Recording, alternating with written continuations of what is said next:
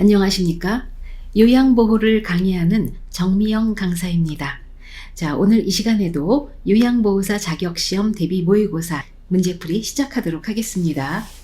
건강한 노화를 위한 방법으로 옳은 것은 1번 체면을 위해 애정 표현은 삼간다. 2번 뇌에 자극을 주는 활동을 한다.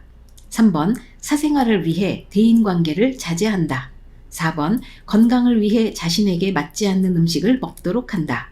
5번 신체적 노화를 늦추기 위해 매시간 고강도 운동을 한다. 네, 정답 확인해 보면요. 네, 2번이 되겠죠. 자, 이 문제는 굳이 공부를 하지 않으셔도 다 풀 수가 있는 문제입니다. 건강한 노화를 위한 방법. 2번에 뇌에 자극을 주는 활동을 한다. 이게 가장 좋은 거죠. 노인 부양 문제의 개선 방안으로 옳은 것은 1번 시설 입소를 우선시한다. 2번 가족 주도의 돌봄 정책을 강화한다. 3번 돌봄 서비스에 대한 국가의 책임을 축소한다. 4번 사회보험 제도를 통해 세대 통합을 증진한다. 5번 소득 재분배를 위해 기초연금을 축소한다. 네, 여기서 답은 4번이 되겠는데요. 자, 차례대로 보겠습니다. 1번에 시설 입소를 우선시하진 않죠? 네, 이거는 잘못됐고요. 2번에 가족 주도의 돌봄 정책을 강화한다. 또 3번에 돌봄 서비스에 대한 국가의 책임을 축소한다. 이 내용을 보면요. 가족이 부양해야 한다는 비중은 낮아지고 있습니다. 그리고 사회가 부양해야 한다는 비중이 증가한 것으로 보고되고 있기 때문에 2번, 3번 모두 틀렸습니다. 4번 사회보험 제도를 통해 세대 통합을 증진한다. 네, 좋습니다. 답이 되겠습니다. 5번 소득 재분배를 위해 기초연금을 축소한다. 네, 국가와 사회는요 노인 복지 정책을 강화해야 합니다. 즉 국민연금이나 기초연금을 강화해서 노후 소득을 보장해 줘야 되죠. 네, 그래서 여기서 답은 4번이 되겠습니다. 다음에서 설명하는 사회보험 제도는 국민의 질병, 부상, 출산, 사망 및 건강 증진에 대하여 보험 급여를 제공함으로써 국민 보건 향상과 사회보장 증진에 기여한다. 1번 고용보험 제도, 2번 국민연금 보험 제도, 3번 국민건강보험 제도, 4번 산업재해 보상 보험 제도, 5번 국민기초생활보장 제도. 네, 여기서는 답이 국민건강보험 제도인데요. 자, 여기서 키워드는요. 국민의 질병, 부상, 출산, 사망, 건강 증진의 말이 됩니다. 그래서 국민보건 향상이 들어가 있기 때문에 답은 3번에 국민건강보험 제도가 되겠습니다. 등급판정위원회의 심의 결과 등급판정을 받지 못한 대상자가 이용할 수 있는 복지시설은 1번 노인요양시설, 2번 노인복지관, 3번 단기보호, 4번 방문목욕, 5번 방문간호. 네, 자, 정답을 보면은 여기서는 노인복지관이 되겠는데요. 자, 등급판정위원회에서 등급을 받는다라는 것은 무엇입니까? 장기요양급여의 대상자가 되는 것입니다. 그래서 자, 여기서 1번에 보면요. 노인요양시설, 이거는요. 장기요양급여 시에 시설급여에 들어가죠. 네, 시설급여. 그 다음 2번의 노인복지관은 답이 되겠는데요. 여기는 재가나 시설급여 둘 다 해당되지 않습니다. 여기서 노인복지관은요. 노인복지사업 중에 하나에 해당되기 때문에 등급을 받지 못하신 분들은 이 2번 노인복지관을 이용하시면 됩니다. 자, 3번의 단기보호는 뭐예요? 그렇죠. 장기요양급여의 재가급여에 해당됩니다. 재가. 자, 4번의 방문목욕도 역시 노인 장기요양급여의 재가에 해당됩니다. 자, 방문간호도 역시 재가에 해당되죠. 노인 장기요양보험 제도의 목적으로 옳은 것은 1번 안정적 노후를 위한 소득보장, 2번 최저생활 보장으로 자활의욕 고치, 3번 업무상 재해 보상을 통한 사회복귀를 촉진, 4번 일상생활이 어려운 노인의 가사 및 신체활동 지원, 5번 입원 중인 중증 노인의 의료비를 보장하여 가족의 부담 경감. 네, 자, 노인 장기 요양보험의 제도입니다. 제도의 목적을 살펴보면요. 자, 오른쪽에 제가 목적을 가지고 와봤습니다. 고령이나 노인성 질병 등의 사유로 일상생활을 혼자서 수행하기 어려운 노인 등에게 신체활동 또는 가사활동 지원 등의 장기 요양급여를 제공해서 노후의 건강 증진 및 생활 안정을 도모하고요. 그 가족의 부담을 덜어줌으로써 궁극적으로는요, 국민의 삶의 질을 향상하는 것입니다. 그래서 여기서 답은 4번에 일상생활이 어려운 노인의 가사 및 신체활동 지원 4번이 되겠습니다. 장기 요양급여 중 재가급여의 장점으로 옳은 것은 1번 가족이 선호하는 서비스가 제공된다. 2번 응급상황 시 신속하게 대응할 수 있다. 3번 평소 친숙한 환경에서 서비스가 제공된다. 4번 종합적인 재활치료 서비스를 받을 수 있다. 5번 건강검진을 통해 질병을 조기에 발견할 수 있다. 네, 재가급여 장기 요양급여 중에서요, 재가급여의 장점을 묻고 있습니다. 문제에서는요.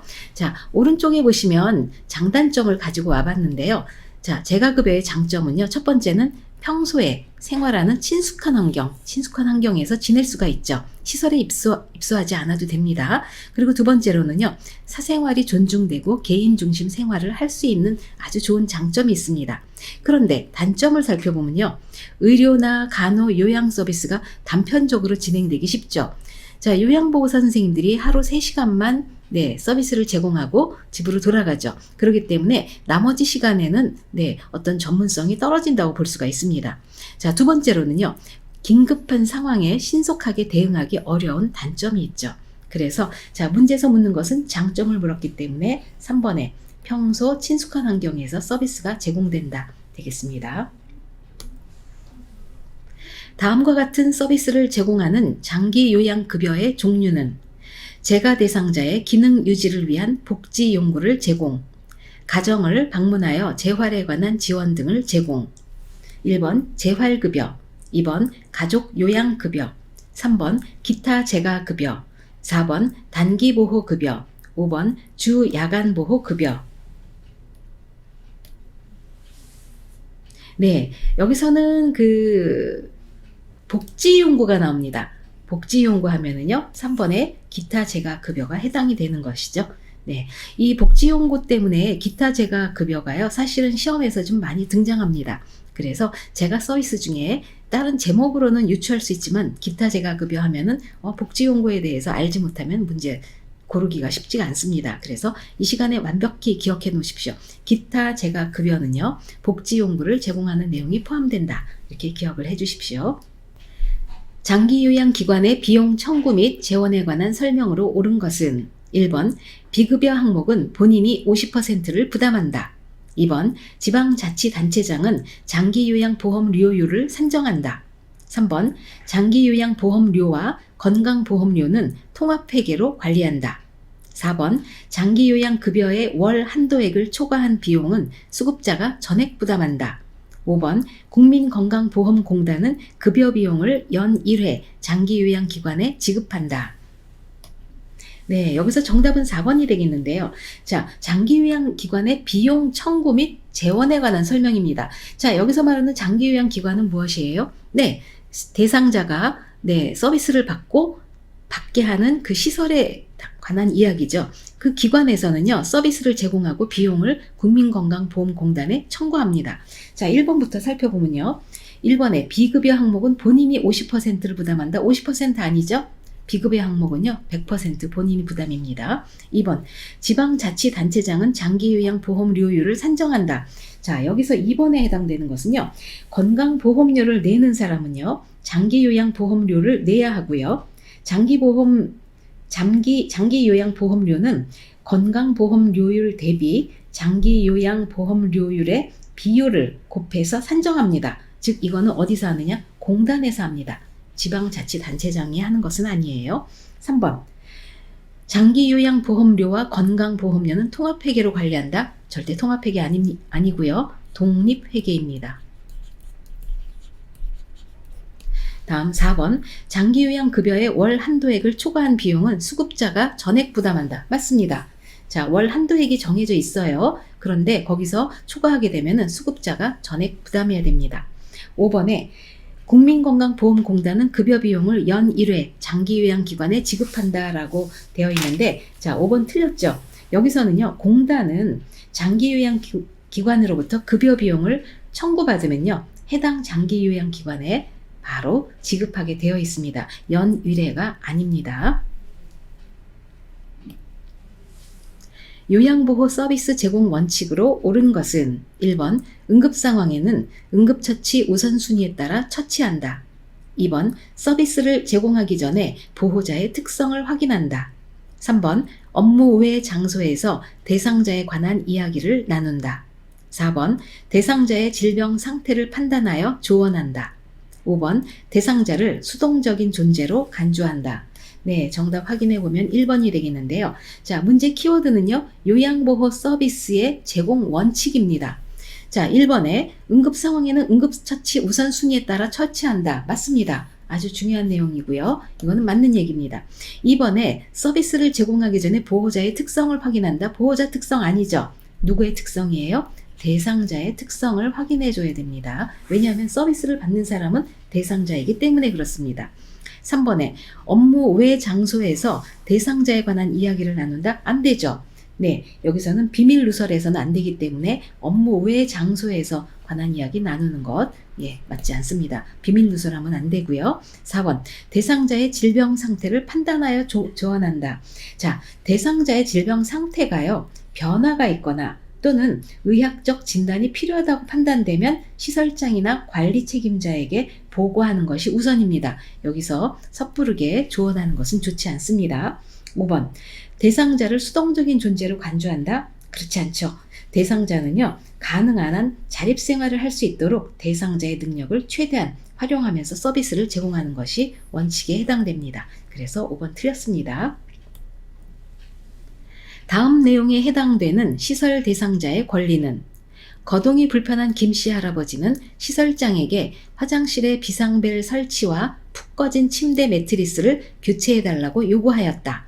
1번 신체 구속을 받지 않을 권리, 2번 사생활과 비밀 보장에 관한 권리, 3번 차별 및 노인 학대를 받지 않을 권리, 4번 스스로 입소를 결정하고 계약을 맺을 권리, 5번 안락하고 안전한 생활 환경을 제공받을 권리. 네, 자, 여기서요, 그 대상자분이 그 거동이 불편하기 때문에 화장실에 비상벨을 설치해달라고 했습니다. 그리고 매트리스가 좀 꺼졌어요. 그래서 교체해달라고 요구했는데요. 자, 여기에 해당되는 것은 안락하고 안전한 생활 환경을 제공받을 권리에 해당됩니다.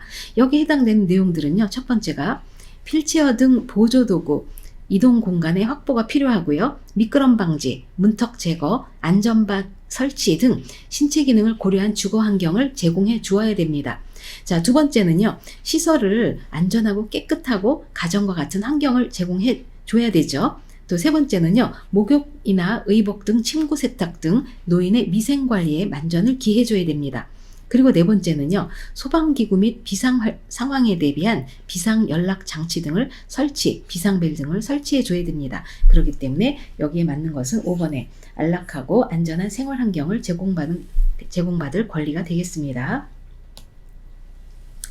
다음과 같은 상황에서 대상자가 침해받은 권리는 시설장, 입소 시 대상자가 가져온 짐을 보면서 저희 시설에서는 개인 물품을 설치하거나 이용하는 것을 허용하지 않습니다.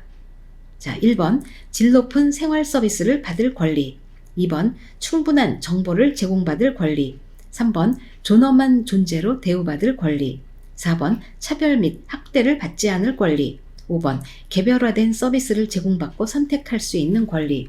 네, 정답 확인해 보면요. 자, 여기서는 본인이 쓰던 물건, 개인 물건을 가져와서 계속 사용하는 것에 대한 문제입니다. 자, 여기에 해당되는 것은요, 개별화된 서비스를 제공받고 선택할 수 있는 권리입니다. 여기에 해당되는 게 생활실에 노인 개인 물품을 설치하거나 이용하는 것을 허용해야 합니다. 그래서 정답은 5번에 개별화된 서비스를 제공받고 선택할 수 있는 권리가 되겠습니다. 12번 노인 학대 유형 A와 사례 B가 올바르게 연결된 것은 1번, 자, 이거는 정답을 바로 확인해 보겠습니다. 자, 1번부터 볼게요. 유기. 자, 유기라는 것은요, 스스로 독립할 수 없는 노인을 격리하거나 방치하는 행위를 말합니다. 자, 여기서 그 유기는 그런 건데, 자, 유언장의 내용을 변조했다? 이거는요, 경제적 학대에 들어갑니다. 2번에 방임. 자, 방임이라는 것은요, 부양 의무자로서의 책임이나 의무를 의도적 또는 비의도적으로 거부, 불이행하거나 포기해서 노인에게 의식주 및 의료를 적절하게 제공하지 않는 것을 말합니다. 그래서 네, 맞습니다. 생활비 제공을 중단했다. 이거는 방임에 해당됩니다. 그래서 2번은 맞습니다. 자, 3번에 신체적 학대라는 것은요, 물리적인 힘이나 도구를 이용해서 신체적 손상, 고통, 장애를 유발하는 행위를 말합니다. 자, 그런데 B를 보면요, 시설로 보낸다고 협박했다. 자, 이것은요, 정서적 학대에 해당됩니다. 4번에 정서적 학대. 자, 정서적 학대는요, 비난하거나 모욕하거나 위협, 협박 등의 언어 및 비언어적 행위를 통해서 노인에게 정서적으로 고통을 주는 것을 말합니다. 그런데 자, B를 보십시오. 치매 노인을 홀로 거주하겠다. 자, 이것은요, 여기서는 방임에 해당됩니다. 5번 경제적 학대. 자, 경제적 학대라는 것은 노인의 자산을 당사자의 동의 없이 사용하거나 부당하게 착취해서 이용하는 행위 및 노동에 대해서 합당한 보상을 하지 않는 행위를 말합니다. 자, 그런데 B를 보면요, 집안의 경조사에 참여하지 못하게 했다. 자, 이것은 역시 정서적 학대에 해당됩니다. 네, 그래서 여기서는 방임이 답이 되겠고요. 자, 노인 학대의 유형에 대해서는요, 꼭 한 문제가 나오고 있기 때문에 꼭 시험장에 가시기 전에 한번 정리를 해보시고 가시기를 추천드립니다. 다음 상황에서 요양보호사가 침해받은 권리는 침해 대상자를 돌보느라 휴식시간 없이 일을 하고 퇴근시간 이후에도 수당 없이 초과 근무를 하였다. 1번 평등권, 2번 자유권, 3번 교육권, 4번 노동권, 5번 참정권. 네, 정답은 여기서는 노동권이죠. 네, 휴식시간 없이 일을 했고요. 그 다음에 초과 근무를 했어요. 그렇기 때문에 여기서는 노동권이 해당됩니다. 요양보호사의 직업윤리로 옳은 것은 1번 자신이 믿는 종교를 갖도록 강요한다. 2번 예의 바른 태도는 거리감을 유발하므로 자제한다. 3번 업무 수행에 필요한 지식과 기술을 지속적으로 습득한다. 4번 방문 일정 변경 시에는 방문 직전 대상자에게 양해를 구한다. 5번 치매 대상자의 경우 요양보호사의 판단으로 서비스를 제공한다. 네, 정답 확인해 보면요. 3번이 되겠는데요. 자, 문제 키워드는요, 직업윤리입니다. 자, 1번에 자신이 믿는 종교를 강요하면 안 되죠? 네, 종교 강요하지 않습니다. 2번, 예의 바른 태도는 거리감을 유발함으로 자제한다? 네, 그렇지 않죠. 항상 친절하고 예의 바른 행동을 하는 것이 옳습니다. 3번에 업무 수행에 필요한 지식과 기술을 지속적으로 습득한다. 아주 잘하고 있죠? 네, 아주 좋습니다. 3번 답입니다. 4번 방문 일정 변경 시에는 방문 직전에 하는 것이 아니라 사전에 아유, 오타가 자꾸 납니다. 죄송합니다.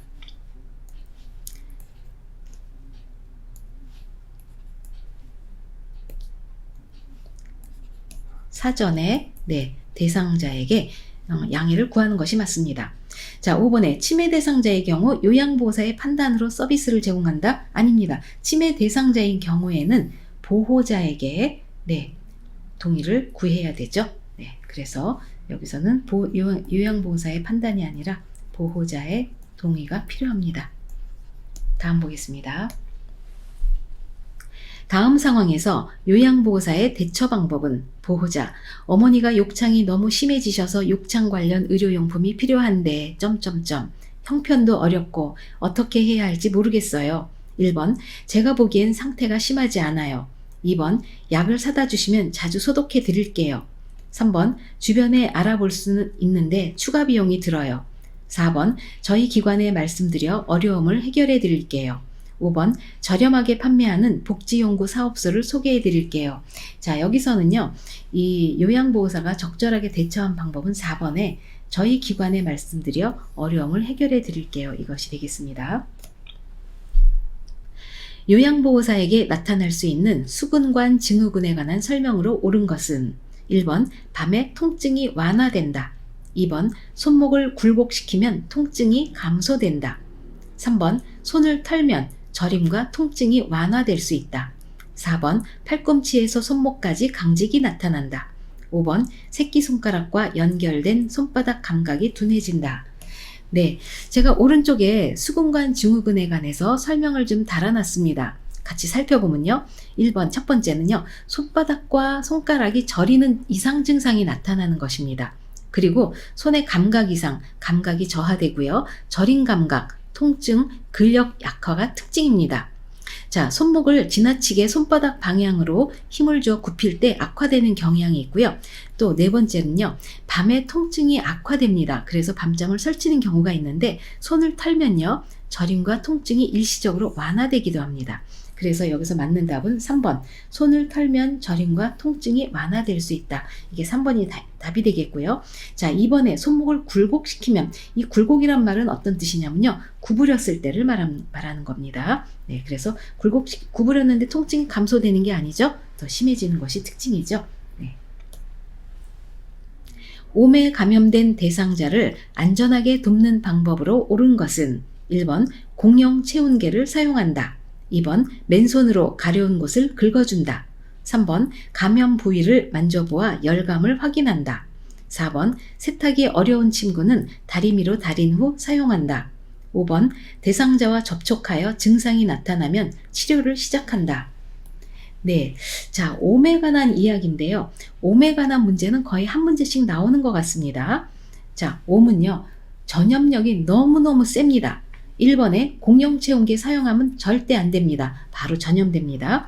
자, 2번에 맨손으로 가려운 곳을 긁어준다. 자, 맨손 쓰는 거 아니에요. 옴 대상자를 접촉할 때는 장갑을 끼고 해야 되고요. 그렇다고 해서 또 자주 접촉하는 것도 사실은 위험합니다. 예, 접촉할 때는 어찌됐든 장갑을 껴줘야 되고요. 자, 3번에 감염 부위를 만져보아 열감을 확인한다. 자, 여기 감염 부위 만져보면 안 됩니다. 네, 만지면은, 네, 접촉하면은 전염되기 때문에. 자, 여기 해당되는 말은 사실은 욕창에 해당되는 말입니다. 4번에 세탁이 어려운 침구는 다리미로 다린 후 사용한다. 맞습니다. 세탁이 어려운 침구는요, 다리미로 높은 온도로 다린 후에 그 옴은 그 벌레입니다. 벌레를 죽도록 해서 그 다음에 사용하죠. 5번에 대상자와 접촉하여 증상이 나타나면 치료를 시작한다.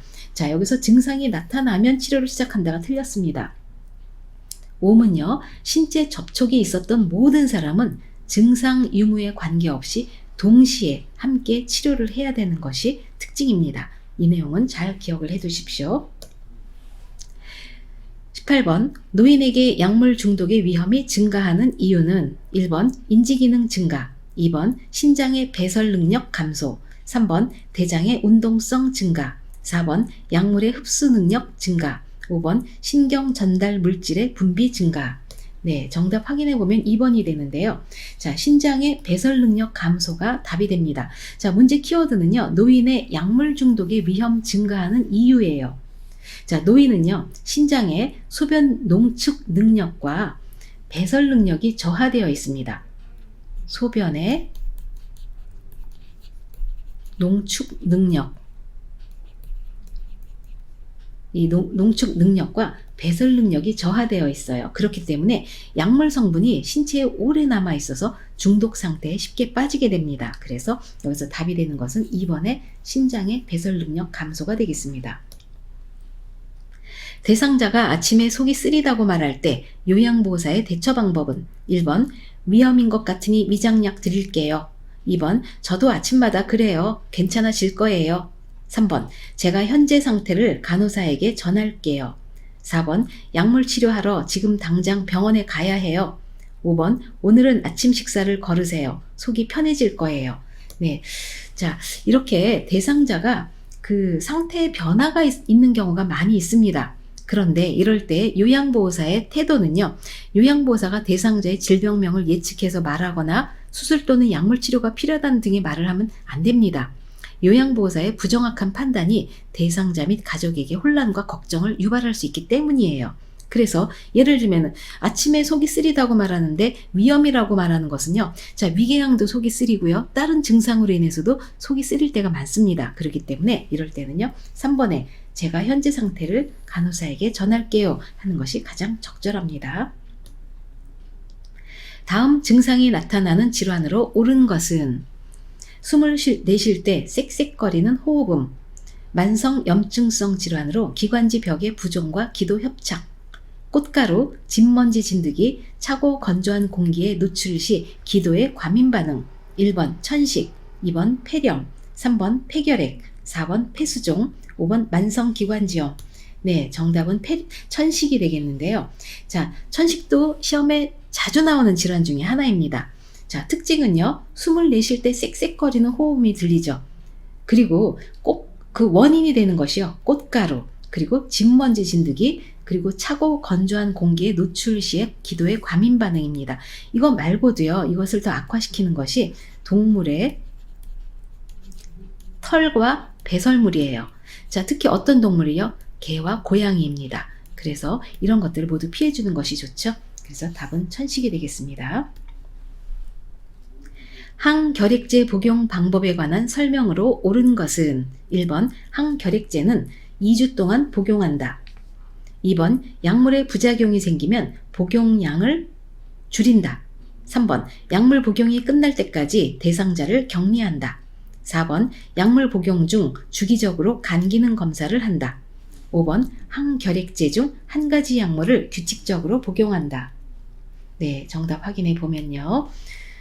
4번이 되겠는데요. 자, 결핵약 복용에 관한 문제입니다. 자, 1번에 항결핵제는 2주 동안 복용하는 것이 아닙니다. 자, 6개월에서요. 네, 1년 이상 복용합니다. 굉장히 장기간 복용을 해야지 됩니다. 2번에 약물의 부작용이 생기면 복용량을 줄인다. 약물의 부작용이 생기면 의사에게 말해서요. 상의를 해야 됩니다. 3번 약물 복용이 끝날 때까지 대상자를 격리한다. 자, 격리하는 문제는요. 증상이 나타나서 약을 먹기 시작하잖아요. 그러면 2주 정도 지나면요. 전염성이 사라집니다. 그래서 2주 정도까지만 격리하고요. 그 다음에는 같이 생활할 수가 있습니다. 4번에 약물 복용 중 주기적으로 간 기능 검사를 한다. 약이 종류가 많기 때문에 간 기능 검사하고요. 이것과 더불어서 객담 검사도 같이 해줍니다. 답 4번이 되겠고요. 5번 항결핵제 중 한 가지 약물을 규칙적으로 복용한다. 한 가지 약물 아닙니다. 굉장히 여러 가지 약물을 복용하게 됩니다. 여러 가지 약물이기 때문에 간에 부담이 가서 정기적으로 간 기능 검사를 하는 것이죠. 노화에 따른 근골격계 변화는 1번 뼈의 질량 증가, 2번 추간판 두께 증가, 3번 인대의 탄력성 감소, 4번 근육의 긴장도 증가, 5번 허리의 피하지방 감소. 정답 확인해 보면요. 3번이 되겠는데요. 자, 1번에 뼈의 질량 증가가 아니고 감소입니다. 저하입니다. 뼈의 질량이 감소하면서 골격이 작아지고 약해져서 작은 충격에도 노인들이 골절되기 쉬운 거죠. 이번에 추간판 두께 증가가 아니고요. 감소입니다. 자, 오른쪽 그림을 보시면요. 자, 추간판이란 것은 어디에 있냐면요. 자, 척추뼈가 이렇게 굉장히 목에서부터 청골까지 그 골반까지 연결이 되어 있는데 이 척추뼈와 뼈 사이에 있는 연골 있는 이것이 추간판입니다. 그런데 이 추간판이 두께가 얇아져요. 그런데 이것이 한두 개가 아니기 때문에 전체적으로 다 같이 0.1mm씩 얇아지면 노인들은요, 키가 2에서 3cm 정도가 줄어든 듯이 느낍니다. 그래서 추간판 두께가 감소하기 때문에 노인들이 키가 작아져 보인다라는 걸 보이고요. 3번에 인대의 탄력성 감소, 맞죠?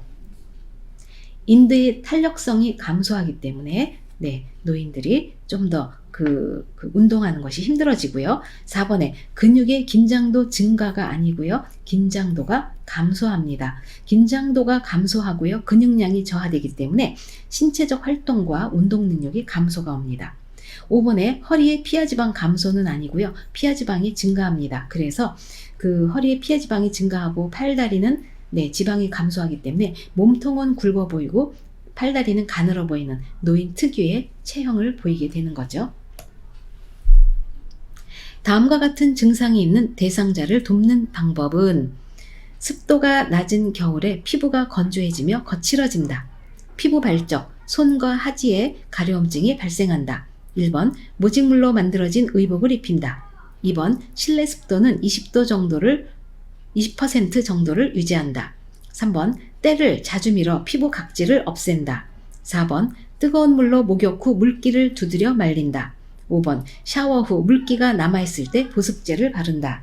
네, 정답을 보면요 5번이 되겠는데요. 자, 네모 박스의 설명 볼게요. 습도가 낮은 겨울에 피부가 건조해지며 거칠어진다. 그리고 피부 발적, 피부가 빨개지고요. 손과 하지에 가려움증이 발생한다. 자, 뭐를 얘기하냐면요. 피부 건조증을 말하는 겁니다. 자, 그래서 피부 건조증일 때는요. 여기서 답은 5번이 되겠는데요. 샤워 후에 물기가 남아있을 때 보습제를 바릅니다. 또 이거 이외에도 자주 샤워하는 것 좋지 않죠? 자주 샤워하는 것 피하고요. 샤워 피하고요. 떼미는 것도 역시 피해주는 것이 좋습니다. 떼미는 것. 그 다음에 수분 섭취 자주 해주는 것이 좋습니다. 수분 섭취 자주 해주고요. 그 다음에는 겨울 같은 때는 가습기를 사용해 주는 것이 좋습니다. 그래서 피부 건조증의 관리법은 기억을 해 주십시오. 노화에 따른 청각계 변화에 관한 설명으로 옳은 것은 1번 고막이 얇아진다. 2번 이관이 좁아진다. 3번 외이도가 습해진다. 4번 귓바퀴의 연골이 위축된다. 5번 고막의 소리 전달 능력이 증가한다. 네, 정답 확인해 보면요. 자, 키워드는요. 노화에 따른 청각계 변화에 관한 설명입니다. 자, 1번에 고막이 얇아진다. 네, 고막은요. 얇아지지 않고요. 두꺼워집니다. 그래서 고막이 두꺼워지기 때문에 음의 전달 능력이 감소합니다. 자, 2번 이관이 좁아진다. 이거는 맞습니다. 자, 여기서 이관에 관해서 설명을 좀 그림을 가져와 봤는데요. 자, 이관이라는 것은 유스타키오관을 말합니다. 여기 우리 귀 안에서 이 유스타키오관 요것을 말하는데요. 이거는 귀와 코를 잇는 가느다란 통로입니다. 그런데 이 유스타키오관이 내층으로 가면서 좀 더 좁아지게 됩니다. 그래서 이거는 맞고요. 3번 외이도가 습해진다. 네, 외이도는 습해지는 것이 아니고요. 건조해집니다. 그래서 가려움증이 증가하게 되죠. 자, 4번에 귓바퀴의 연골이 위축된다. 자, 위축되는 것이 아니고요. 귓바퀴의 연골이 계속 형성됩니다. 그리고 피부 탄력성이 감소되기 때문에 귓바퀴가 커지고 늘어지게 됩니다. 위축되는 거 아닙니다. 5번에 고막의 소리 전달 능력이 증가한다가 아니고 감소합니다. 왜냐하면 고막이 두꺼워지기 때문에 음의 전달 능력이 감소하게 되는 것이죠. 다음 중 우울증 발생 가능성이 높은 대상자는 1번 가족과 함께 살고 있다. 2번 모임 등 사회적 활동을 한다. 3번 최근 갑상샘 기능 저하증을 진단받았다.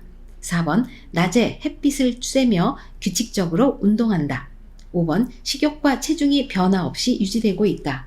네, 자, 정답은요 3번이 되겠는데요. 자, 우울증이 발생할 가능성이 높은 대상자를 찾는 겁니다. 자, 가족과 살고 있어요? 네, 아주 좋죠. 두 번째, 모임 등 사회적 활동을 하고 있어요. 이것도 아주 활동하기 있기 때문에 발생 가능성이 낮습니다. 그런데 갑상샘 기능 저하증이 있으면요 우울증이 같이 옵니다. 그래서 답 3번이 되겠고요. 자, 낮에 햇빛을 쬐며 규칙적으로 운동을 하고 식욕과 체중의 변화가 없이 유지되고 있다. 다 우울증에 걸릴 위험이 없는 거죠. 26번 뇌졸중에 대한 설명으로 옳은 것은 1번 도파민 부족으로 발생한다. 2번 좌뇌가 손상되면 좌측마비가 발생한다. 3번 측두엽이 손상되면 술 취한 사람처럼 비틀거린다. 4번 안정시 떨림, 무표정한 얼굴이 특징적으로 나타난다. 5번 뇌로 혈액을 공급하는 혈관이 막히거나 터져서 발생한다. 네, 자, 뇌졸중이 키워드입니다. 자, 여기서 뇌졸중에 해당되는 것은 5번에 뇌로 혈액을 공급하는 혈관이 막히거나 터져서 발생한다. 자, 한마디로 뇌출혈을 말하는 거죠. 자, 뇌졸중에 해당되는 것은 뇌출혈도 있고요. 뇌경색, 두 가지가 모두 해당이 됩니다. 뇌경색은요, 그 혈액이 동맥혈관이 뇌 속에 있는 동맥혈관이 어떤 그 혈전에 의해서 막혔을 경우가 뇌경색에 해당되는 것이죠. 그래서 5번인데요. 자, 1번에 도파민 부족으로 발생한다. 이것은 그 파킨슨 병을 말합니다. 2번에 좌뇌가 손상되면 좌측마비가 발생한다. 그렇지 않죠. 좌뇌가 손상되면 우측마비가 옵니다. 그 다음 3번 측두엽이 손상되면 술 취한 사람처럼 비틀거린다. 측두엽이 아니고요. 술 취한 사람처럼 비틀거리는 것은 소뇌에 손상이 있을 때 나타나는 증상입니다. 그래서 이거를 우리 어떻게 말을 해요? 운동실조증이라고 하죠. 운동실조증. 자, 4번에 안정시떨림, 무표정한 얼굴이 특징적으로 나타난다. 이것은 파킨슨의 증상입니다. 파킨슨병의 증상이에요. 다음, 뇌졸중으로 인한 뇌손상 부위 A와 손상된 기능 B가 바르게 연결된 것은, 자, 바로 정답 확인해 보겠습니다. 자, 오른쪽에 그림을 보면서 같이 살펴볼게요. 1번, 소뇌가 하는 일, 소뇌는 어디 있냐면요. 오른쪽에 보면은, 자, 우리 안쪽에, 아래쪽에, 뒤통수 아래쪽에 있습니다. 자, 이쪽이 이마 쪽이고요. 이쪽이 뒤통수입니다. 그래서 그 우리 옆에서 우리 그 뇌를 살펴본 거예요. 자, 그러면은 소뇌는 뒤통수 아래에 있는 것인데요. 이 소뇌가 하는 일은 몸의 평형 감각을 유지합니다. 자, B의 시공간 파악 능력 틀렸죠. 자, 2번에 측두엽. 자, 측두엽은 오른쪽에 보시면은 노란색에 해당되는 되는 겁니다. 측두엽이 하는 일은 언어 기능입니다. 시각 기능 아니에요. 자, 3번에 두정엽. 두정엽은 오른쪽에 보시면, 자, 머리 위쪽입니다. 머리 위쪽에. 그래서 공간과 감각 기능을 합니다. 청각 기능 아닙니다. 자, 4번에 후두엽. 후두엽은, 자, 우리 두정엽 아래, 우리 뒤통수에 있는 부분, 시각 기능을 담당합니다. 그리고 5번의 전두엽을 보시면요. 앞에 이마 쪽이에요. 감정과 지적 능력. 네. 그래서 우리 감정과 지적 능력 저하 5번이 맞고요. 이 이마 쪽에 이 모든 판단, 지적, 뭐 도덕관념 이런 것들이 모두 전두엽에 해당되기 때문에, 네, 관상가들이 앞장구인 사람 보고 머리가 좋다고 얘기하기도 합니다. 28번 영양 문제 발생 위험이 가장 높은 대상자는 1번 보청기를 사용하는 대상자, 2번에 배변 활동이 양호한 대상자, 3번 인지 기능이 저하된 대상자, 4번 잇몸에 맞는 의치를 낀 대상자, 5번 시력 교정용 안경을 쓴 대상자. 네, 정답 바로 확인해 보면요. 네, 자, 3번이 되겠는데요. 영양 문제가 발생할 위험이 높은 대상자예요. 자, 1번에 보청기 사용한다고 영양 문제 생기지 않죠? 네, 관련 없습니다.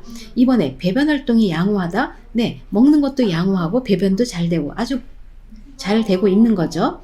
3번에 인지 기능이 저하된 대상자는 아무래도 너무 많이 먹거나 너무 적게 먹거나 이런 문제가 일으킬 수가 있습니다. 그래서 인지 기능이 저하된 대상자는 영양 문제가 발생할 위험이 높습니다. 자, 4번에 잇몸에 맞는 의치를 꼈다. 그러면 아무래도 저작 기능이 좋아지기 때문에 식사 잘하겠죠. 자, 5번에 시력 교정용 안경을 쓴 대상자. 네, 음식을 잘 보고 식사할 수 있기 때문에 문제될 거 없습니다. 29번 뇌졸중 대상자가 성생활에 대해 고민할 때 요양보호사의 대처 방법은 1번 성생활은 건강에 도움이 안 돼요. 2번 성생활로 뇌졸중이 악화되지 않아요. 3번 윤활제를 사용하면 성기능이 감소돼요. 4번 항고혈압제를 드시면 성기능이 좋아져요. 5번 체위 변화를 위한 기구는 전혀 도움이 되지 않아요. 네, 정답 보면요. 자, 뇌졸중과 성생활에 관한 문제가 키워드입니다. 자, 성생활은요, 뇌졸중의 재발과 관련이 없기 때문에 뇌졸중 노인의 성생활을 막을 필요가 없습니다. 그래서 2번에 요양보호사가 잘 대답을 했어요. 성생활로 뇌졸중이 악화되지 않아요. 아주 적절하게 잘 대처를 했죠. 30번 금연 후 나타나는 신체적 변화로 옳은 것은 1번 성기능이 감소한다. 2번 혈압이 정상보다 높아진다. 3번 손상된 폐 기능이 악화된다. 4번 심장병 발생 위험이 증가한다. 5번 혈중 일산화탄소량이 정상으로 회복된다. 네. 자, 금연 후에 나타나는 신체적 변화로 옳은 것은요. 5번에 혈중 일산화탄소량이 정상으로 회복됩니다. 그래서 이거는 뭐 크게 뭐 따로 살펴보지 않아도 쉽게 고를 수 있는 문제가 되겠습니다. 요양보호사가 업무 내용을 기록하는 목적은 1번 서비스의 연속성 유지, 2번 서비스 제공 시간 단축, 3번 업무에 대한 책임 회피, 4번 대상자의 개인정보 공유, 5번 기관 운영의 예산 평가. 네. 자, 요양보호 기록의 목적을 한번 오른쪽에 정리해서 한번 같이 살펴보도록 할게요. 첫 번째는요, 이 목적에 가장 좋은 것은 1번 질 높은 서비스를 제공하는 데 도움이 됩니다. 자, 두 번째로는 요양보호사의 활동을 입증할 수가 있죠. 그리고 세 번째는요, 요양보호 서비스의 연속성을 유지할 수가 있습니다. 그리고 네 번째로는요, 시설장 및 관련 전문가에게 중요한 정보를 제공합니다. 다섯 번째, 요양보호 서비스의 내용과 방법에 대한 지도 및 관리에 도움이 된다. 자, 여섯 번째, 가족 정보 공유를 통해서 의사소통을 원활하게 하고요. 일곱 번째는 요양보호 서비스의 표준화와 요양보호사의 책임성을 높입니다. 그래서 자, 여기서 답이 되는 것은 1번의 서비스의 연속성 유지, 이것이 되겠습니다. 32번 요양보호사의 업무 보고가 중요한 이유는 1번 서비스 비용 결정, 2번 요양보호사의 직무평가, 3번 요양보호 서비스의 질 향상, 4번 대상자의 신체 기능 상태 측정, 5번 가족에게 서비스 제공 계획 설명. 네, 정답 확인해 보면요. 자, 업무 보고에 관한 문제입니다. 업무 보고가 키워드인데요. 업무 보고의 중요성은요. 요양보호 서비스의 질을 높일 수가 있고요. 두 번째는 타 전문직과의 업무 협조 및 의사소통을 원활하게 할 수가 있습니다. 그리고 세 번째로는요. 무엇보다도 사고에 신속하게 대응할 수 있으며 피해를 최소화할 수가 있죠. 그래서 여기서 맞는 것은 3번의 요양보호 서비스의 질 향상이 되겠습니다. 업무 보고를 잘 해야 다른 그 전문직과 업무 협조도 되고요. 의사소통을 원활하게 할 수가 있죠. 33번 방문 요양 서비스 제공 중 관리 책임자에게 보고하지 않아도 되는 상황은 1번 대상자가 넘어져 타박상을 입었을 때, 2번 대상자가 하루 종일 텔레비전을 볼 때, 3번 대상자가 당뇨병 진단 받은 것을 알았을 때, 4번 베란다에서 배변 중인 대상자를 처음 발견했을 때, 5번 대상자가 유효기간이 지난 음식을 먹고 복통을 호소할 때. 네, 정답 확인해 보면요. 자, 여기서는 업무 보고 시기에 관한 문제입니다. 자, 업무 보고는 언제 하느냐? 첫 번째는 대상자 상태가 변화가 있을 때 보고를 해줘야 되고요. 자, 그 다음에는 서비스가 그 변경되거나 추가가 있을 때 이때도 보고해 줘야 됩니다. 자, 그 다음에 대상자에 관한 새로운 정보가 파악됐을 때, 예를 들면은 대상자가 병원에 다녀왔더니 당뇨병이라는 것을 진단받았다. 이런 것은 새로 추가된 정보이기 때문에 보고해 줘야 됩니다. 자, 그리고 네 번째, 새로운 업무 방법을 찾았을 때도 보고해 줘야 되고요. 자, 업무를 잘못 수행했을 때 이때도 혼자만 알고 지나가는 것이 아니라 빨리 보고를 해줘야 빨리 개선할 수 있는 시간을 벌 수가 있습니다. 그리고 여섯 번째, 사고가 발생했을 때도 업무를 보고해 줘야 됩니다. 자, 1번에 보면 대상자가 넘어져 타박상이 발생했어요. 보고해 줘야 되죠? 자, 2번에 대상자가 하루 종일 텔레비전을 볼 때, 자, 이때는요, TV를 보지 말고 우리 요양보호사와 같이 대화를 하도록 유도하는 것이 필요하겠죠. 자, 이때는 굳이 보고할 큰 위중한 문제가 아닙니다. 3번에 대상자가 당뇨병 진단받은 것을 알았을 때, 네, 어떤 새로운 정보가 파악됐을 때 해당되죠. 보고해야 됩니다. 4번에 베란다에서 배변 중인 대상자를 처음 발견했을 때, 자, 베란다에서 배변 중인 대상자가 처음으로 발견됐을 때, 처음이기 때문에 이때는 보고해 줘야 돼요. 여러 번 그랬을 경우에는 굳이 보고하지 않아도 되지만 처음이면 뭔가 행동에 변화가 있고요. 뭔가 상태가 변화가 있다는 것을 의미하기 때문에 보고해야 됩니다. 5번에 대상자가 유효기간이 지난 음식을 먹고 복통을 호소할 때, 네, 위중해졌죠? 네, 보고해 줘야 됩니다. 임종이 임박한 대상자의 증상으로 옳은 것은 1번 혈압이 올라간다, 2번 의식이 뚜렷해진다, 3번 동공이 확대된다, 4번 사지가 따뜻해진다, 5번 자극에 민감하게 반응한다. 네, 자, 제가 임종징후에 대해서 정리를 해봤습니다. 같이 살펴보도록 할게요. 자, 임종징후는요, 시력이 일단 감소하고요, 눈의 초점이 흐려지면서 동공이 확대됩니다. 확대되고요, 의식의 저하도 옵니다. 자, 그 다음엔 촉각이 감소하고요, 움직임도 약해지고 근육의 긴장이 감소해요. 그래서 움직임이 없다라는 겁니다. 그리고 피부를 보면요, 차갑고 창백한 피부, 식은땀, 그리고 실금 또는 실변, 항문이 열린다라고 표현합니다. 그리고 혈압이 떨어지게 되고요, 맥박은 더 빨라지거나 아니면 아주 느려지거나 둘 중에 하나가 되고요, 숨을 가쁘고 깊게 몰아쉬고요, 가래가 끓었다가 점차 숨을 쉬고 천천히 쉬게 됩니다. 그리고 가슴에서 돌 구르는 것 같은 가래 끓는 소리가 들린다고 합니다. 자, 여기서 1번에 혈압이 올라가는 거 아니죠? 2번에 의식이 뚜렷해지는 것은 임종징후 아닙니다. 3번에 동공이 확대된다. 네, 아주 대표적인 임종징후고요. 4번에 사지가 따뜻해진다. 자, 이것은요, 심장이 잘 뛰고 있어서 오히려 좋다는 뜻입니다. 5번에 자극에 민감하게 반응하기 때문에 이것도 임종징후라고 볼 수 없습니다. 35번 사전연명의료의향서에 관한 설명으로 옳은 것은 1번 65세가 되어야 작성할 수 있다. 2번 본인이 직접 작성하지 않은 경우 효력이 없다. 3번 작성한 후 병의원 어디서나 등록할 수 있다. 4번 연명의료 중단 시 물과 영양분 공급이 중단된다. 5번 작성 후에는 아무 때나 치료를 거부할 수 있다. 네, 정답 확인해 보면요. 자, 여기서는 2번이 되는데요. 자, 사전연명의료의향서에 관한 내용이 문제가 되겠습니다. 작성은요, 대한민국에 거주하는 19세 이상 모든 성인이 작성할 수 있습니다. 19세 이상이어야 되고요. 그 나이 제한은 없습니다.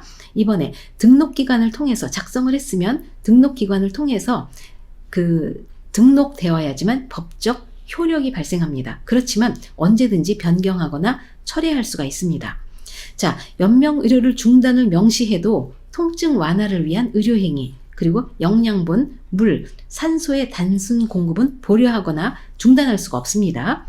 자, 등록기관에 등록했어도 모든 기관에 이게 연동되는 것은 아니에요. 그래서 병원에서 이분이 등록했는지 안 했는지 개인적으로 알 수는 없습니다. 자, 여기서 말하는 연명치료라는 것은 중단한다고 했는데 어떤 것을 말하느냐? 치료 효과 없이 임종 과정의 기간만 연장하는 의학적인 시술을 말합니다. 예를 들면 심폐소생술, 그리고 혈액투석, 그리고 항암제를 투여한다든지 인공호흡기 착용, 이런 것들이 해당됩니다. 자, 1번부터 봤을 때 65세가 되어야 작성할 수 있나요? 아니죠. 19세 이상이면 네, 작성할 수 있습니다. 2번, 본인이 직접 작성하지 않은 경우 효력이 없다. 맞습니다. 본인이 그 기관에 가서 작성을 해야 돼요.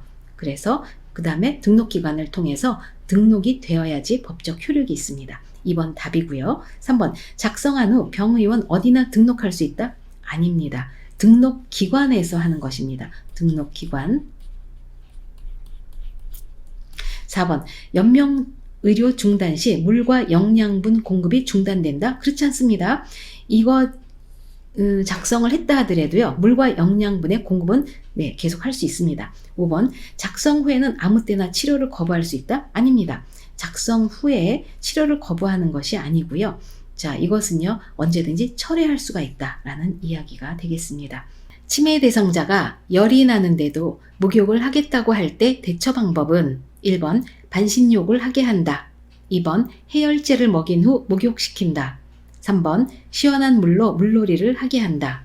4번, 미지근한 물수건으로 몸을 닦아준다. 5번, 고열의 위험성을 자세히 설명해준다. 네, 정답 확인해 보면요. 4번이 되겠는데요. 자, 치매 대상자입니다. 문제의 키워드는요.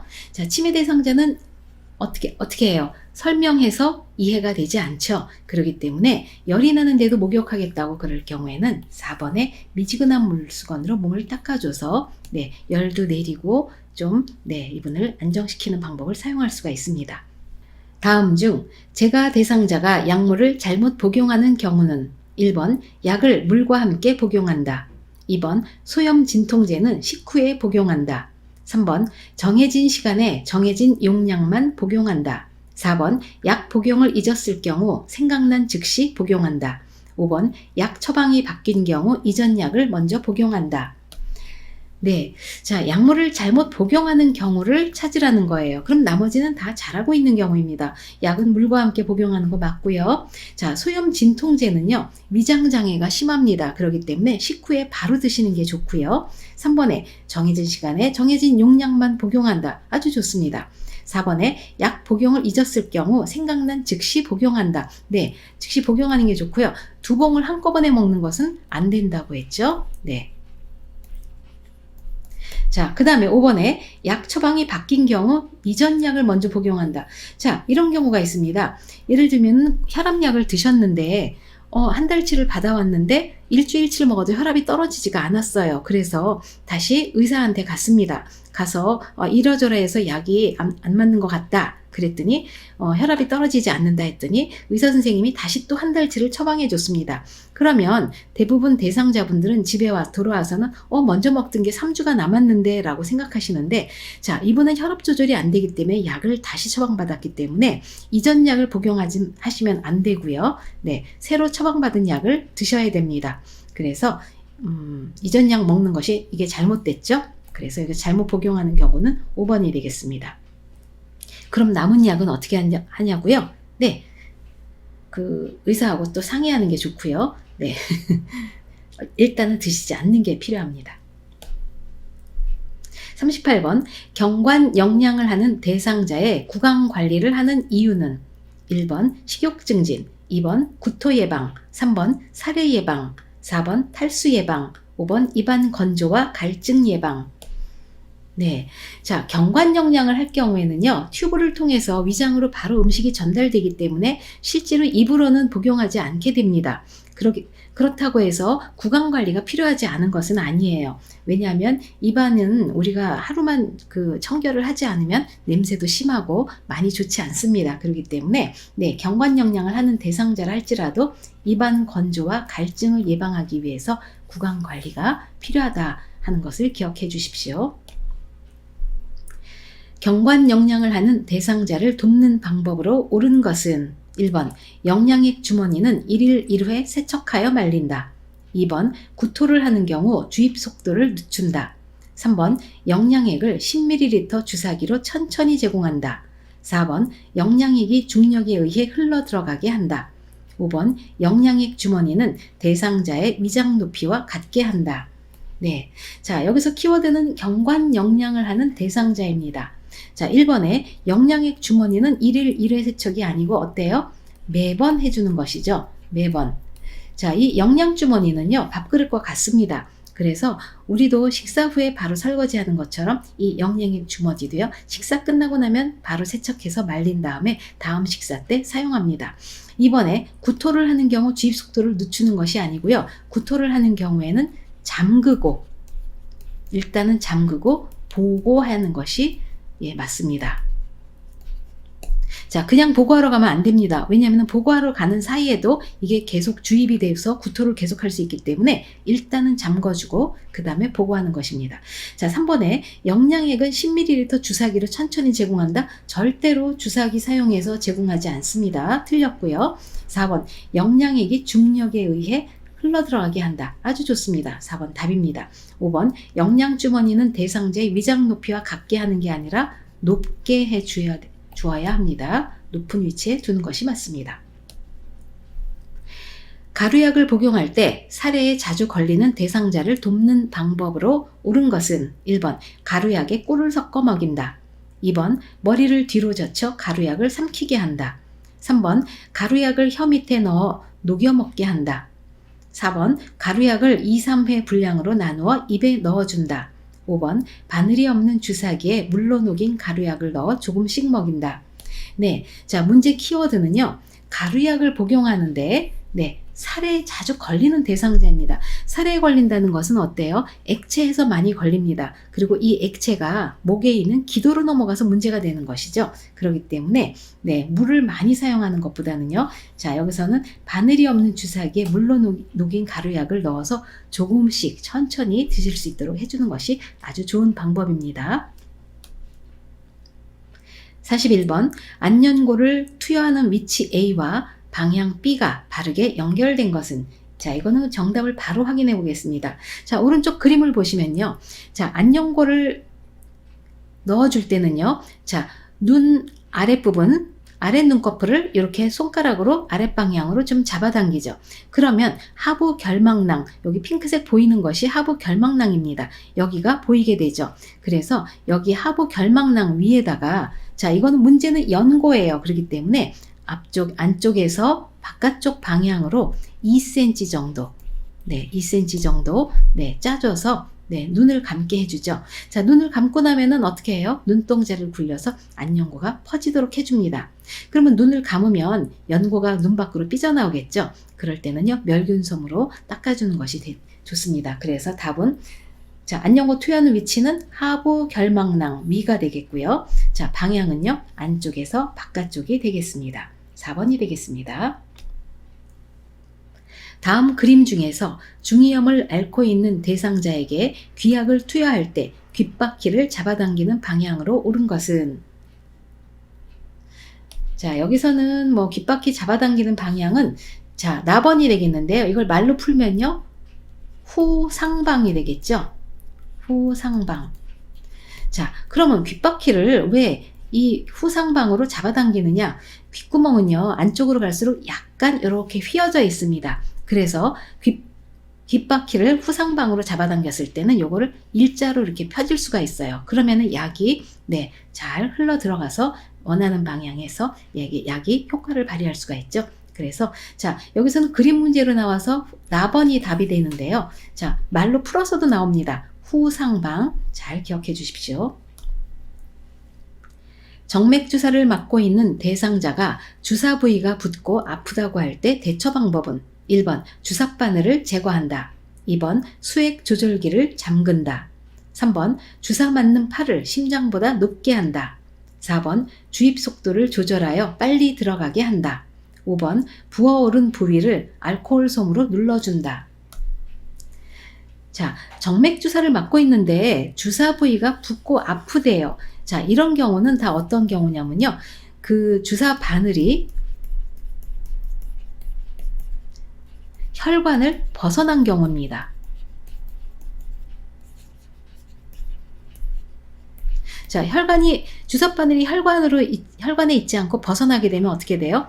네, 주사약이 조직으로 들어가고 있다는 겁니다. 그래서 계속 두면은요, 계속 붓고 아프게 됩니다. 그래서 일단 제일 먼저 해주는 것은요, 수액 조절기를 잠궈줍니다. 잠근 다음에 간호사에게 보고를 해줘야겠죠. 그럼 간호사가 와서 주사바늘을 빼고 다시 주사를 놓을 수밖에 없습니다. 그래서 답은 2번이 되겠습니다.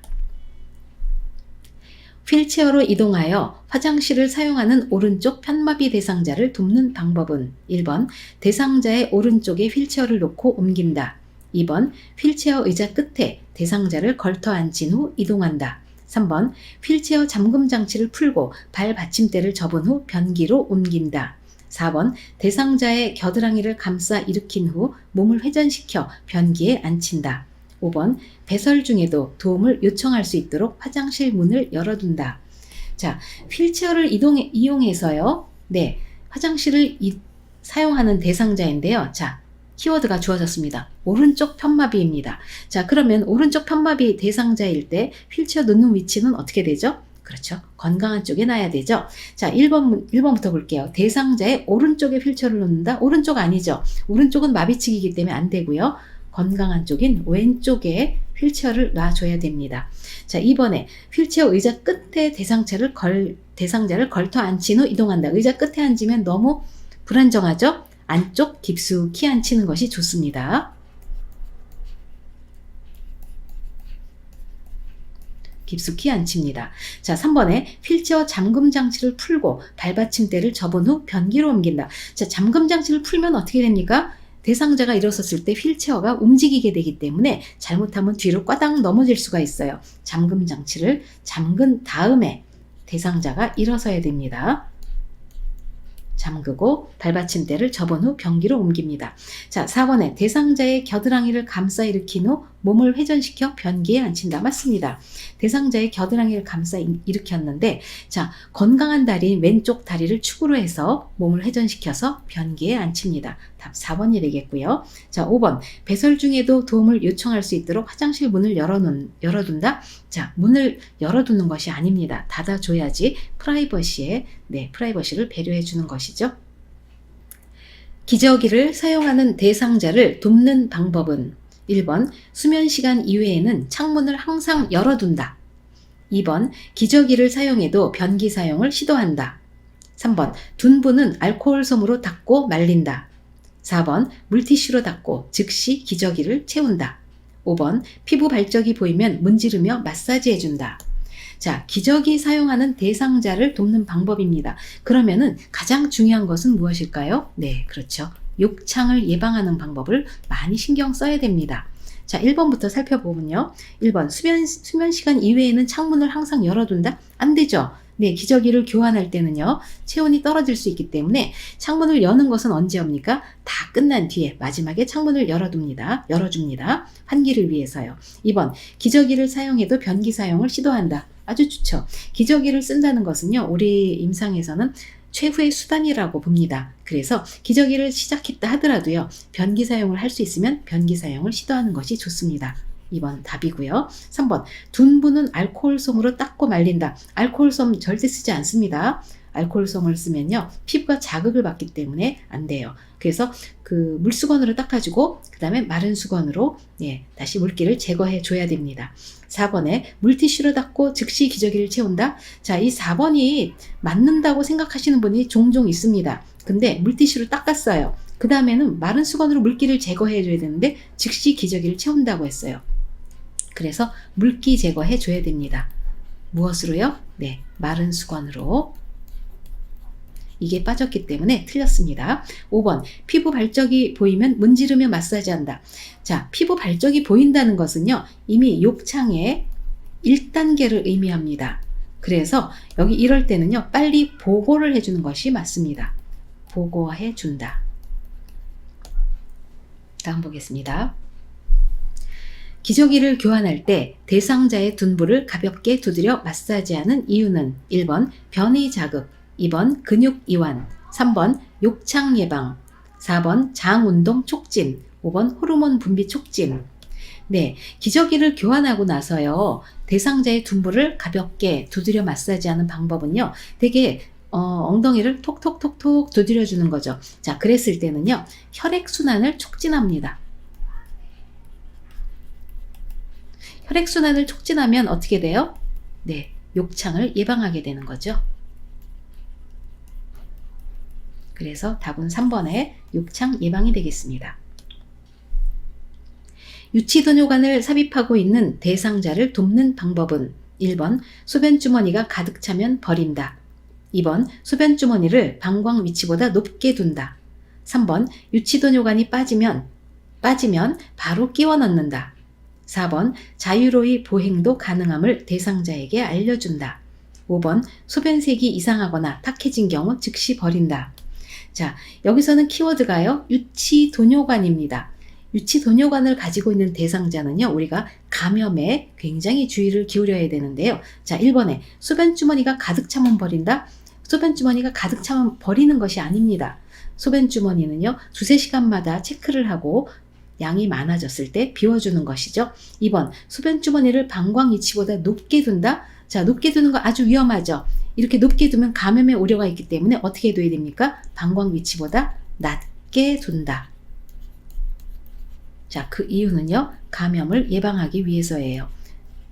만약에 소변주머니가 높게 있으면 어떻게 됩니까? 소변주머니에 있는 소변이 다시 방광으로 흘러가기 때문에 감염될 수가 있어요. 3번, 유치도뇨관이 빠지면 바로 끼워 넣는다? 빠지면 보고한다가 맞습니다.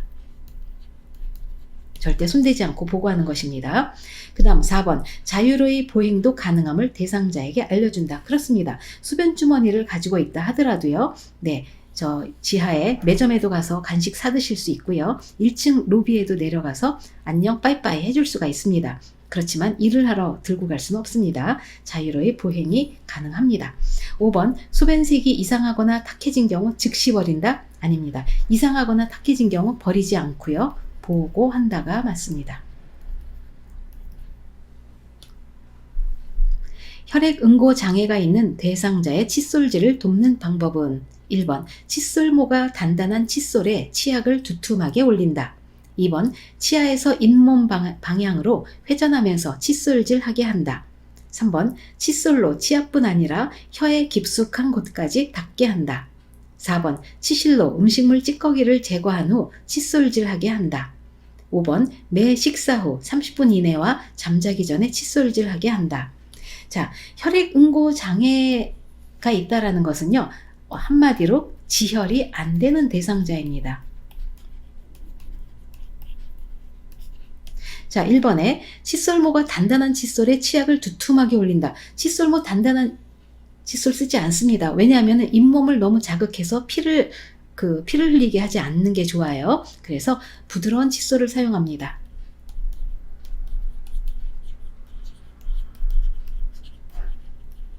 자, 2번에 치아에서 잇몸 방향으로 회전하면서 칫솔질하게 한다. 자, 칫솔질 방향인데요. 치아에서 잇몸 방향이 아니고요. 잇몸에서 치아 방향으로 닦습니다.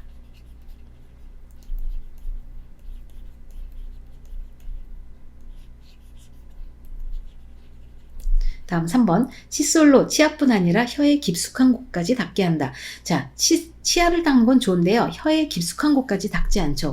왜냐하면요. 구토 유발을 할 수 있기 때문에. 네. 자, 우리 노인분들이 구토 잘 할 수 있습니다. 그런데 중요한 건 구토물이에요. 나중에 구토물이 목 뒤로 넘어가서 기도를 막을 수 있기 때문에 가능하면 구토를 유발하지 않도록 하는 게 좋고요. 네, 혀도 닦아줍니다. 4번 치실로 음식물 찌꺼기를 제거한 후 칫솔질하게 한다. 자, 혈액응고 장애 대상자는 치실은 절대로 쓰면 안 됩니다. 왜냐하면 잇몸을 자극해서 출혈을 유발할 수 있기 때문에 그렇습니다. 5번 매 식사 후 30분 이내와 잠자기 전에 칫솔질하게 한다. 아주 좋죠? 네, 5번 답이 되겠습니다. 대상자의 의치를 관리하는 방법으로 옳은 것은 1번 의치는 뜨거운 물에 삶아서 소독한다. 2번 의치를 표백제에 담가 변색을 막는다. 3번 물에 씻어 헤어드라이어로 말린 후 보관한다. 4번 위쪽 의치를 끼울 때는 손바닥으로 밀어서 끼운다. 5번 마비가 있는 경우 의치의 위치를 자주 확인한다. 자, 의치 관리에 관한 문제인데요. 의치 관리에 관한 문제는 꼭 한 문제가 나옵니다. 그래서 정리를 잘 해두실 필요가 있는데요. 자, 1번에 의치는 뜨거운 물에 삶아서 소독한다. 뜨거운 물에 삶으면 어떻게 됩니까? 변형되기 때문에 안 됩니다. 변형됩니다. 2번 의치를 표백제에 담가 변색한다. 변색을 막는다. 표백제에 담가두면 변형이 됩니다. 변형되면은 어떻게 돼요? 잇몸에 맞지가 않아서 씹을 수가 없습니다. 그래서 이것도 표백제 쓰지 않습니다. 3번 물에 씻어 헤어드라이어로 말린 후 보관한다. 자, 물에 씻는 것까지는 좋은데요. 물로 세척하는 거는 헤어드라이어로 말리면은 이게 변형이 됩니다. 역시 마찬가지로 변형이 돼서 나중에 사용할 수가 없게 돼요. 4번에 위쪽 의치를 끼울 때는 손바닥으로 밀어서 끼운다가 아니라 손바닥이 아니고 엄지와 검지를 사용합니다. 5번 마비가 있는 경우 의치의 위치를 자주 확인한다. 그렇죠. 마비가 있는 경우에는요. 특히 어떤 의치? 부분 의치는요. 잘못하면은 목 뒤로 넘어갈 수가 있어요. 그래서 우리 부분 의치의 위치를 우리가 수시로 확인해서 잘 자리에 있는지 살펴봐야 됩니다. 왼쪽 편마비 대상자의 통목욕을 돕는 방법으로 옳은 것은 1번 목욕 직후 변기에 앉혀 대변을 보게 한다. 2번 목욕 의자 높이를 욕조 턱 높이보다 낮게 하여 앉힌다. 3번 욕조에 들어가기 전에 목욕 의자에 앉혀 머리를 감긴다. 4번 혈액순환을 위해 몸의 중심에서 말초 방향으로 닦는다.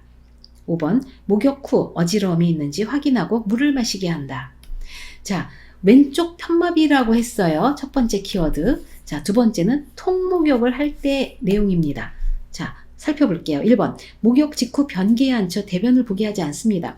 자, 목욕 직후가 아니고요. 목욕 전에 좀 전에 대소변을 보게 합니다. 왜냐하면 노인분들은요. 뜨거운 물이 몸에 닿으면은 릴렉스 돼서 실수할 수가 있어요. 그렇기 때문에 목욕하기 전에 대소변을 보게 합니다. 2번 목욕 의자 높이를 욕조 턱 높이보다 낮게 하면 안 됩니다. 같아야 됩니다. 자, 목욕 의자 높이와 욕조 턱 높이는 같게 합니다. 3번, 욕조에 들어가기 전에 목욕 의자에 앉혀 머리를 감긴다. 네, 욕조 들어가기 전에가 아니고요. 욕조에 들어간 다음에 나와서, 욕조에서 나와서 목욕 의자에 앉혀 머리를 감깁니다. 4번, 혈액순환을 위해 몸의 중심에서 말초 방향으로 닦는다가 아니죠. 몸의 중심이 아니고 말초에서 중심으로 닦는 것입니다. 5번, 목욕 후 어지러움이 있는지 확인하고 물을 마시게 한다. 그렇죠? 목욕 후에 힘들어서 혹시 어지러움이 있지 않는지, 그 다음에 수분 보충을 위해 물을 마시게 해주는 것이 필요합니다.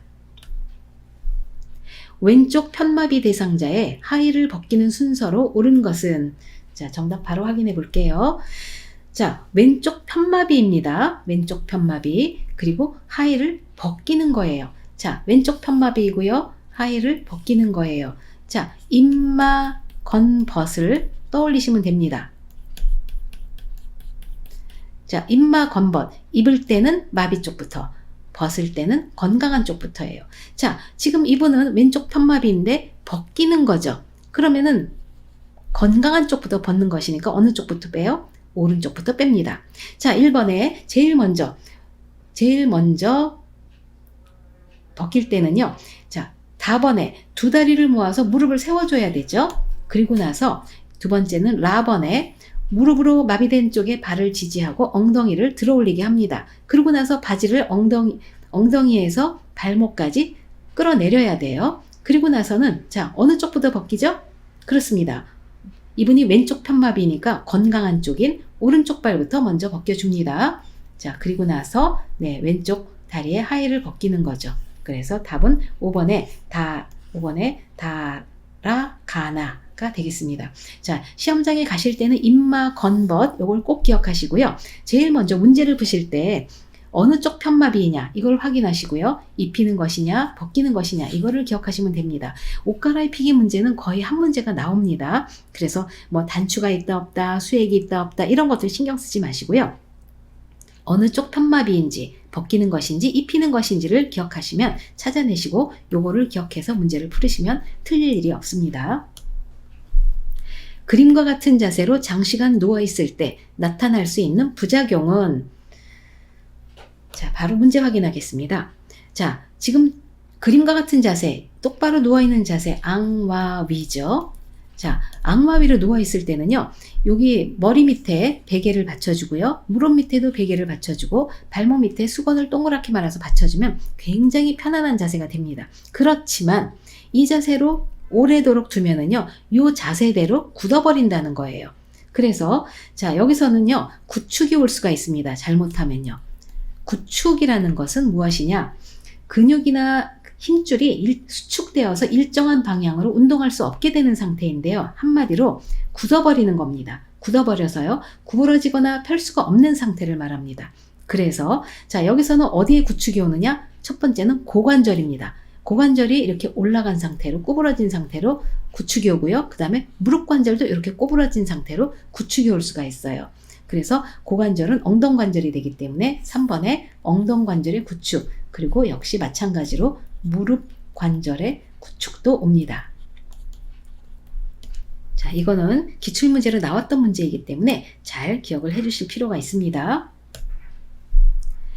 휠체어를 이용하여 엘리베이터를 타고 내릴 때 방법으로 옳은 것은, 네, 바로 보겠습니다. 자, 휠체어 이용인데요. 엘리베이터를 타고 내릴 때는요, 뒤로 들어가서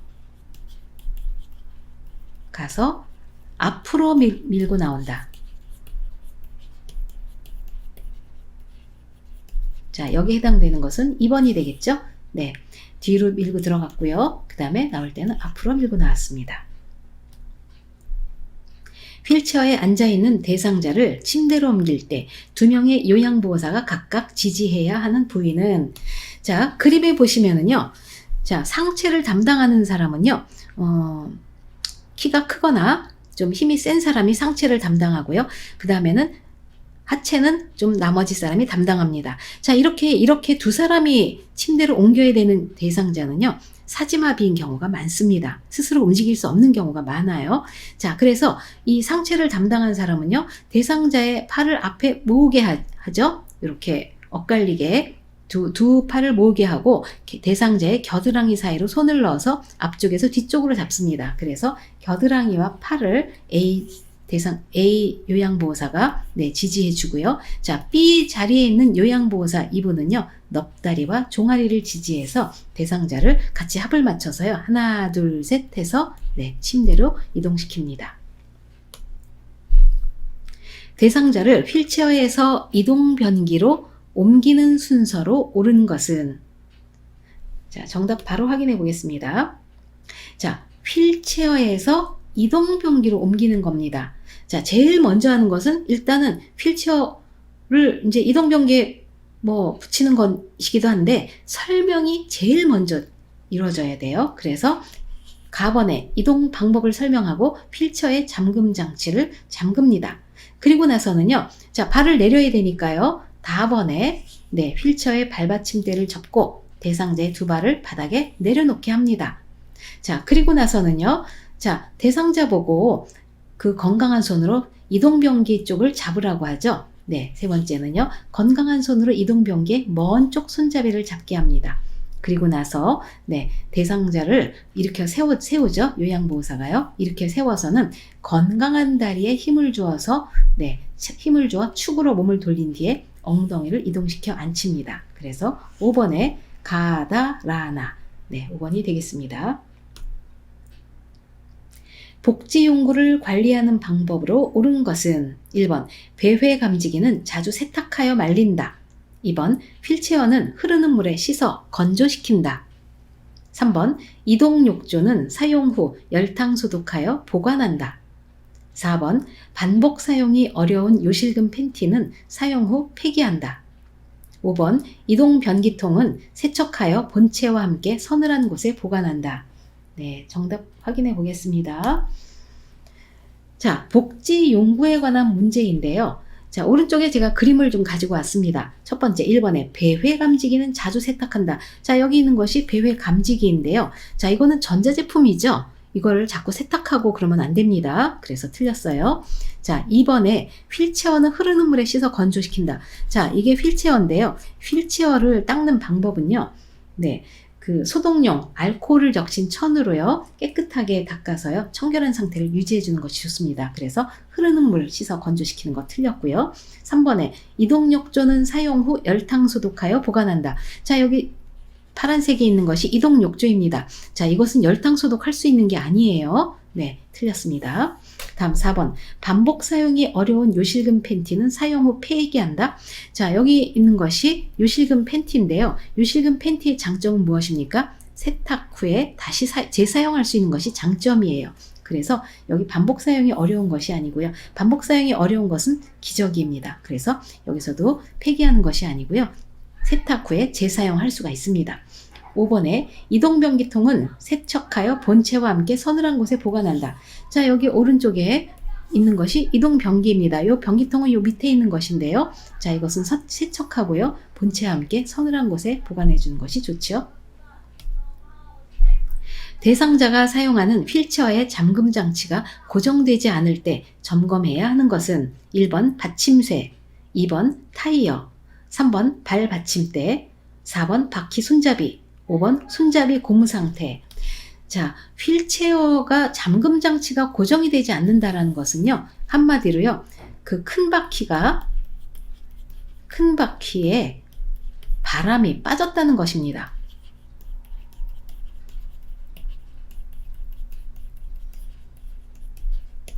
자, 그래서 바람이 빠졌으면은 다시 바람을 넣어주는데, 바람 넣어주는 것은 우리 자전거 바람 넣는 거랑 그걸로 바람을 넣어줍니다. 그래서 타이어, 큰 타이어를 점검해 줘야 되는데, 자, 큰 타이어의 바람이 적정 바람인 거는 어느 정도로 알아볼 수 있느냐? 엄지손가락으로요,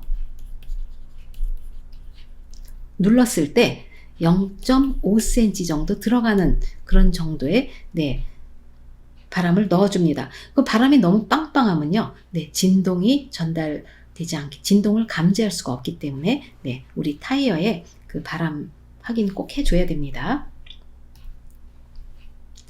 거동이 불편한 대상자가 안전하게 사용할 수 있는 목욕의자는, 자, 목욕의자의 조건인데요. 자, 목욕의자는요, 일단은 등받이가 있어야 되고요. 팔걸이도 있어야 됩니다.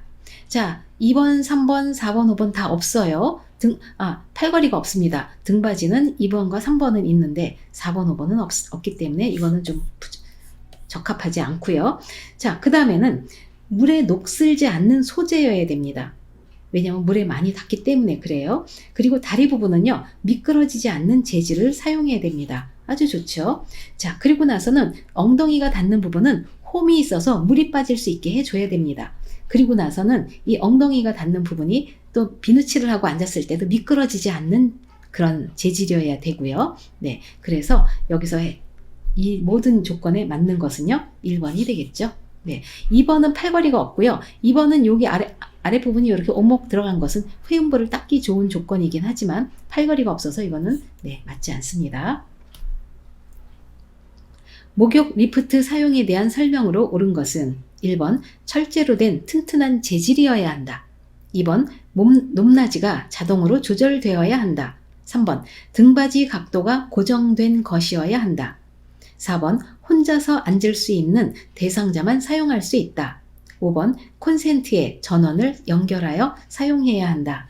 자, 목욕 리프트 오른쪽에 제가 그림을 가지고 와봤습니다. 자, 목욕 리프트를 보시면은요, 이거는 물에 사용하는 것이기 때문에 녹슬면 안 됩니다. 플라스틱으로 돼 있어요. 자, 그 다음에는 자, 여기 보면 버튼이 있어요. 버튼을 누르면 징 하고 위로 올라가고요. 또 버튼 누르면 아래로 징 하면서 내려갑니다. 전자동이에요. 그렇지만 이거는요, 물속에 사용하는 것이기 때문에 전선을 연결해서 쓰면 안 됩니다. 콘센트 연결하면 안 돼요. 그래서 한마디로 그 충전용을 사용합니다. 충전용이 돼야 돼요.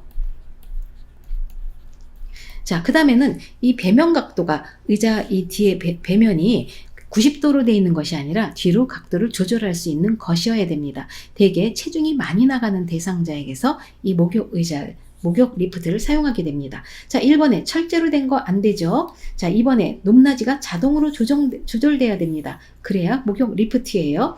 3번에 등받이 각도가 고정된 것은 안 됩니다. 이 배면 각도를 조절할 수 있는 것이어야 되고요. 그 다음에 4번에 혼자서 앉아 있을 수 있는 대상자만 사용할 수 있다? 안 됩니다. 혼자서 앉을 수 없는 대상자가 네, 사용하죠. 그 다음에 5번에 콘센트에 전원을 연결하면 안 되죠. 위험하죠. 감전될 수 있기 때문에 충전용만 사용할 수가 있습니다. 식사를 준비하면서 제가 대상자에게 설명한 것으로 옳은 것은 1번 찌개 끓이고 남은 재료는 제가 먹을게요. 2번 콩나물 사고 남은 돈은 아들에게 주었어요. 3번 어르신은 편찮으시니까 죽만 드시는 것이 좋겠어요. 4번 냉장고에 있던 과일은 오래된 것 같아서 버렸어요. 5번 혈당이 높으니 어르신이 좋아하는 잡곡밥을 해드릴게요. 자, 식사에 관련된 내용인데요. 자, 제가 대상자를 위한 식사 준비입니다. 1번에 찌개 끓이고 남은 재료는 제가 먹을게요 하면 안 되죠. 식재료는요, 필요한 양만큼만 구매하는 것이 맞습니다. 그래서 이거는 틀렸고요. 자, 2번에 콩나물 사고 남은 돈은 아들에게 주었어요. 안 되죠. 식재료를 구입하고 남은 잔돈과 영수증은 누구에게 줘야 돼요? 대상자에게 드려야 됩니다. 대상자에게 준다. 3번 어르신은 편찮으시니까 죽만 드시는 것이 좋겠어요. 자, 편찮으신 게 어느 정도인지 이런 것들을 다 따져왔을 때 대상자의 질환, 질환을 고려해야 되고요. 그 다음에 음식 섭취 능력에 따라서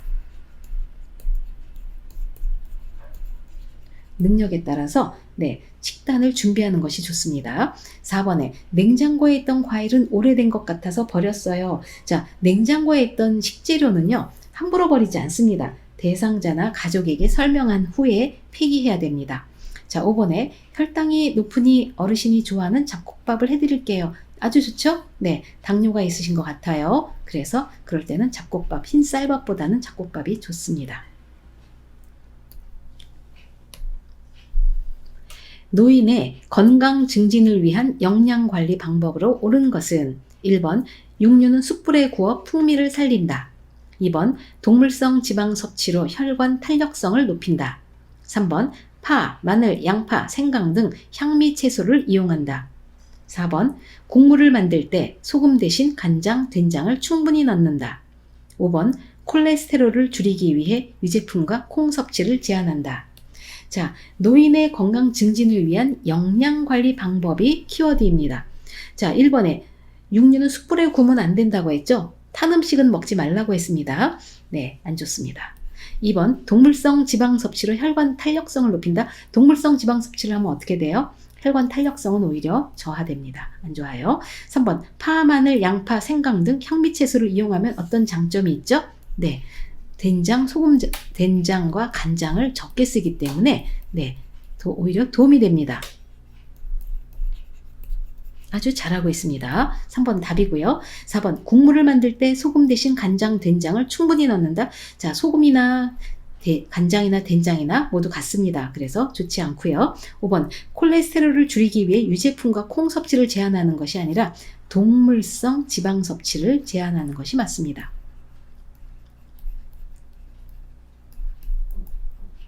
오히려 네, 유제품과 콩 섭취는 네, 권장해야 되죠. 고혈압 대상자에게 권장할 수 있는 저염 조리 음식은 1번 우렁이를 넣고 끓인 강된장, 2번 카레가루를 입혀 구운 삼치, 3번 간장에 재운 명이나물 장아찌, 4번에 묵은지를 넣은 자반 고등어 조림, 5번에 고추장으로 버무린 오이지 무침. 자, 여기서는 네, 일단은 저염 음식을 찾는 게 문제 키워드인데요. 고혈압이시니까요. 자, 여기서는 어쨌든 뭐 장아찌라든지 뭐 조림이라든지 이런 거보다는요. 네, 이번에 카레가루를 입혀 구운 삼치가 좋습니다. 대상자의 은행 업무를 대행하는 방법으로 옳은 것은 1번 장기 요양급여 제공 기록지를 지참한다. 2번 보호자에게 업무 대행 경과를 수시로 확인시켜준다. 3번 대상자가 요구하면 은행 업무 담당자와 연계해준다. 4번 요양보호사가 판단하여 필요한 금융 정보를 제공한다. 5번 업무 처리 결과에 불만족해하면 보호자가 처리하게 한다. 자, 여기서는 은행 업무 대행에 관한 이야기입니다. 자, 1번에 장기요양급여 제공 기록지 이런 거 지참할 필요가 없어요. 네, 이런 거 가지고 다니지 않습니다. 2번 보호자에게 업무 대행 경과를 수시로 확인시켜준다. 보호자가 아니죠. 대상자입니다. 대상자에게 확인시켜주고요. 자, 3번 대상자가 요구하면 은행 업무 담당자와 연계해주는 거 좋죠? 네, 3번 아주 잘했고요. 4번 요양보호사가 판단해서 필요한 금융정보가 아니라 대상자에게 필요한 금융정보이죠. 대상자에게. 그래서 대상자가 원하는 것, 대상자가 원하는 금융정보를 제공해줘야 됩니다. 5번에 업무 처리 결과에 불만족해하면 보호자가 처리하게 한다? 아니죠. 다시 해줄 수가 있습니다. 그래서 맞는 것은 3번이 되겠습니다. 입소한 지 얼마 되지 않은 치매 대상자의 일상생활을 돕는 방법은 1번 새로운 습관을 갖도록 도와준다. 2번 안전을 위해 침상에서 절대 안정하게 한다. 3번 기분 전환을 위해 가구 위치를 매일 바꿔준다. 4번 원한다면 집에서 쓰던 이불을 가져와 쓰게 한다. 5번 복용하던 치매약을 스스로 관리하게 한다. 자, 시설에 치매 대상자가 입소해 있을 경우에는요. 대개 초반에는 집에 가고 싶어 합니다. 그리고 그런 시설 생활에 익숙하지 않기 때문에 굉장히 불안정할 수가 있어요. 그래서 이분에게 치매 대상자에게 가장 좋은 것은요. 익숙한 환경입니다. 익숙한 환경을 제공해 줬을 때 안정감을 느끼고 좀 더 안정하게 될 수가 있어요. 그렇기 때문에 여기서는요. 원한다면 집에서 쓰던 이불 그리고 집에서 쓰던 소지품 등을 가지고 와서 옆에 두고 쓸 수 있게 해주는 것이 가장 좋은 방법입니다. 그래서 치매 대상자가 시설에 빨리 적응할 수 있도록 도와줘야 되죠. 중증 치매 대상자의 옷을 갈아입히는 방법으로 옳은 것은 1번 단추가 달린 옷으로 갈아입힌다. 2번 선 자세에서 옷을 입도록 격려한다. 3번 혼자 옷을 갈아입도록 자리를 피해준다. 4번 옷 갈아입기를 거부하면 목욕 시간을 이용한다. 5번 겉옷이 맨 위로 오게 하여 옷을 정리해 둔다. 자, 중증 치매 대상자예요. 중증. 그래서 옷을 갈아입히는 방법입니다. 자, 1번에 단추가 달린 옷. 중증 치매이면요. 단추가 달린 옷은 적합하지 않습니다. 왜냐하면 단추를 잘 이렇게 연결해서 이렇게 여밀 수가 없어요. 이것보다는요. 네, 접착식 옷이 좋습니다. 접착식 옷. 그 다음 2번에 선자세에서 옷을 입도록 격려한다. 선자세에서 옷을 입다가는요. 몸의 중심을 잃고 넘어질 수 있기 때문에 목욕 의자 같은 의자를 활용해 주는 것이 좋습니다. 3번 혼자 옷을 갈아입도록 자리를 피해준다. 자, 여기 중증이시기 때문에 혼자 옷 입는 것이 어렵습니다. 어느 것을 먼저 입어야 될지 또 옷이 잘 입는 방법을 잊어버렸을 수가 있어요. 그렇기 때문에 옆에서 같이 말로 설명해 주면서 보조해 주는 것이 필요합니다. 4번에 갈아입기를 거부하면 목욕 시간을 이용한다. 그렇죠? 절대로 강제로 하지 않습니다.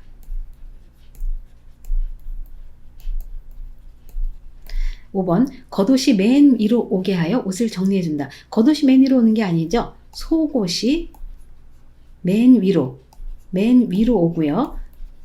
자, 그리고 나서 맨 밑에는 겉옷이 놓이는 게 가장 좋겠죠. 옷 입기 편합니다.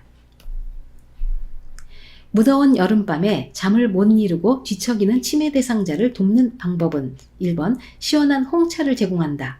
2번 시원하고 얇은 이불을 덮어준다. 3번 포만감을 느끼도록 간식을 제공한다. 4번 낮잠으로 수면을 보충하도록 돕는다. 5번 숙면을 위해 수면제를 복용하게 한다. 자, 여기서 첫 번째 키워드는 무더운 여름밤이라고 했어요. 무덥다 그랬어요. 그런데 치매 대상자분이 잠을 못 이루고 뒤척이고 있을 때는 일단은 더운 게 가장 크죠. 그래서 시원하고 얇은 이불을 덮어줍니다. 자, 홍차는 제공하지 않죠. 왜요? 카페인이 많습니다. 자, 그리고 잠이 안 올 때는요. 포만감을 느끼면 더 수면에 방해가 되고요. 자, 낮잠을 많이 자면은 밤에 잘 못 주무십니다. 자, 그리고 치매 대상자에게 수면제를 복용하게 하는 것은 아주 조심스러운 문제입니다. 잘못하면 걸어 다니고 이동하다가 낙상할 수가 있기 때문에 우리가 좀 더 신중하게 수면제를 드려야 됩니다. 고향에 간다며 자주 주변을 돌아다니는 치매 대상자를 돕는 방법은 1번 시설의 주소와 전화번호를 외우게 한다. 2번 실외에 배회 코스를 만들어 다녀오게 한다. 3번 대상자의 신분증은 보호자가 소지하게 한다. 4번 외출할 때 입을 겉옷을 출입구에 걸어둔다. 5번 기관의 협조를 받아 사전에 지문을 등록해둔다.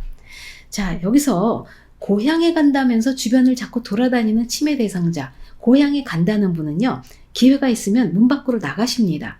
그렇기 때문에 우리가 이렇게 고향에 간다고 할 경우에는요, 우리 잠금 장치가 잘 잠겨 있는지 출입구 확인해 줘야 되고요. 그 다음에 창문도 잘 잠겨 있는지 확인해 둬야 됩니다. 자, 1번에 시설 주소와 전화번호 외우게 하는 거 불가능하죠? 그 다음에 실외에 배회 코스를 만들어주면요, 이분은 문이 발견되면 나가서 돌아올 수 없습니다. 그래서 좋은 방법 아니고요. 자, 3번에 대상자의 신분증은 보호자가 소지하면 안 되죠? 대상자분이 소지하는 것이 좋은데, 이것도 사실은 잃어버리면 소용이 없기 때문에 좋은 방법 아닙니다.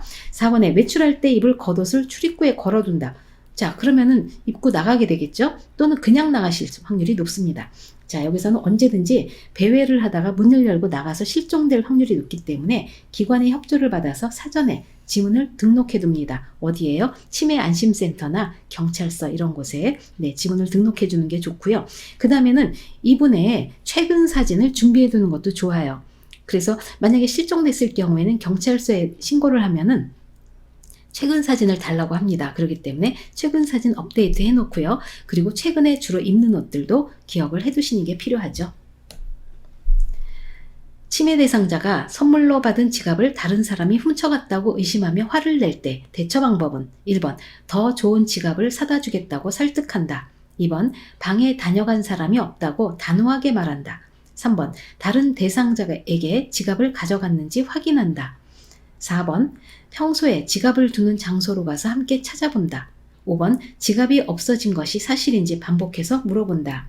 자, 치매 대상자분이 어떤 물건이 없어졌다고 해서 훔쳐갔다고 의심하며 화를 낼 때, 자, 이거는 도둑망상이죠. 이 도둑망상이 생기는 그 저변에는 어떤 것이 있느냐? 단기 기억 상실이 있습니다. 단기 기억력 저하가 가장 큰 문제이죠. 자, 이분은요, 지갑이 너무 소중하기 때문에 아주 좋은 곳에 잘 두려고 뒀습니다. 한데, 둔 곳을 그 다음에는 기억을 못하게 되는 거죠. 대개 사람들은 기억을 못하게 되고 그곳이 없다라고 생각할 때는 누군가가 훔쳐갔다고 의심을 하게 되는 경우가 많습니다. 자, 그럴 때는요, 내가 아니에요 라고 그렇게 항변하는 것보다는요, 평소에 두는 장소로 가서 함께 찾아본다가 가장 좋은 답이 됩니다. 69번, 치매 대상자에게 일반적으로 나타나는 파괴적 행동의 특징은 1번, 치매 말기에 시작된다. 2번, 한 번 하면 오래 지속된다. 3번, 난폭한 행동이 자주 일어난다. 4번, 전조 증상으로 우울증이 나타난다. 5번, 에너지가 소모되면 지쳐서 행동을 중단한다. 자, 파괴적 행동은 간혹적으로 시험에 자주 등장을 합니다. 자, 제가 파괴적 행동의 특징을 좀 가지고 와봤어요. 자, 첫 번째는요, 난폭한 행동이 자주 일어나진 않습니다. 그리고 두 번째로는 난폭한 행동이 오래 지속되진 않아요. 그렇기 때문에 초기에는 분노로 시작하지만 에너지가 소모되면 지쳐서 파괴적 행동이 중지됩니다. 그리고 네 번째는요, 치매 대상자의 난폭한 행동은 질병 초기에 주로 나타납니다. 초기에요. 그리고 나서 수개월 내에 사라집니다. 그래서 여기서 맞는 것은 5번에 에너지가 소모되면 지쳐서 행동을 중단한다. 이것이 되겠습니다. 이 파괴적 행동의 특징은 좀 기억을 해 두십시오. 거울만 보면 욕설을 하는 치매 대상자를 돕는 방법으로 옳은 것은 1번, 거울을 보며 함께 욕을 한다. 2번, 집안에 거울에 천을 씌워둔다. 3번, 거울 속에 있는 사람이 누구인지 물어본다.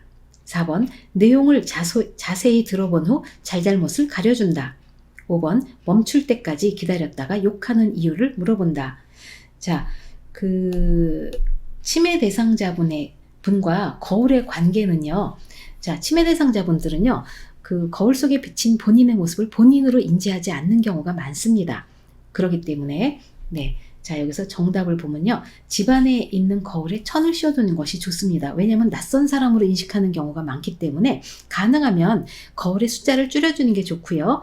그리고 네, 만약에 큰 거울이 있다면 천을 씌워서 네, 보이지 않게 해주는 게 차라리 낫습니다.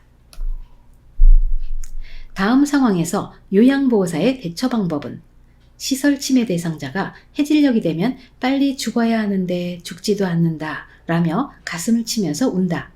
1번, 눈물을 닦아주며 옆에 있어준다. 2번, 나이 들면 누구나 드는 생각이라고 말한다. 3번, 죽음은 예상할 수 없으니 말하지 말라고 한다. 4번, 다른 대상자에게 들리지 않게 조용히 하라고 한다. 5번, 시간이 지나면 괜찮아지니까 조금만 참으라고 한다. 자, 여기서 말하는 것은요, 이 해질녘이 되면 이런 어떤 좀 행동이 달라지는 것을 말합니다. 이것을 우리는 석양증후군이라고 하죠. 자, 석양증후군은요, 시험에 꼭 한 문제 거의 나오는 편입니다.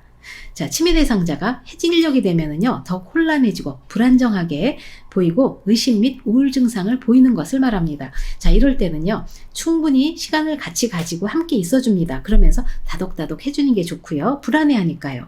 그리고 좋아하는 소일거리나 애완동물과 함께 보내든다든지 즐거운 시간을 보내도록 해줍니다.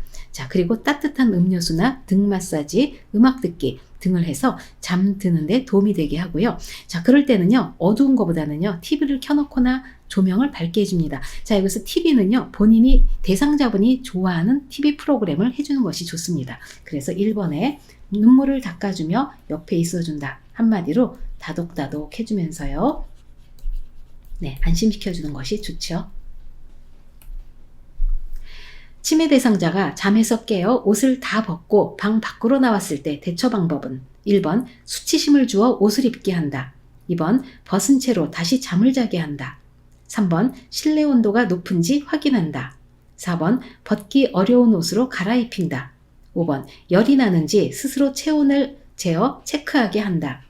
자, 치매 대상자분이 잘 주무시다가 깨서는 옷을 다 벗고 방 밖으로 나왔대요. 그러면은 방 안의 환경을 한번 우리가 체크해 볼 필요가 있습니다. 방이 너무 더운 것은 아닌지, 또는 이거 말고도 이 3번에 네, 실내 온도가 높은지 확인한다. 아니면은요, 이분이 침상에서 실수를 해서 침상이 젖은 것은 아닌지 이런 것들도 네, 침상을 한번 같이 살펴보는 것도 필요합니다.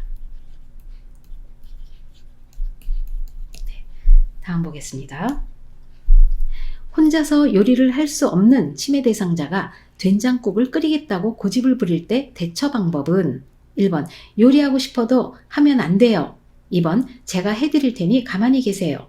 3번 그러시면 제가 세터장님한테 혼나요. 4번 제가 도와드릴게요. 같이 끓일까요? 5번 그럼 끓여보세요. 맛이 어떨지 궁금하네요.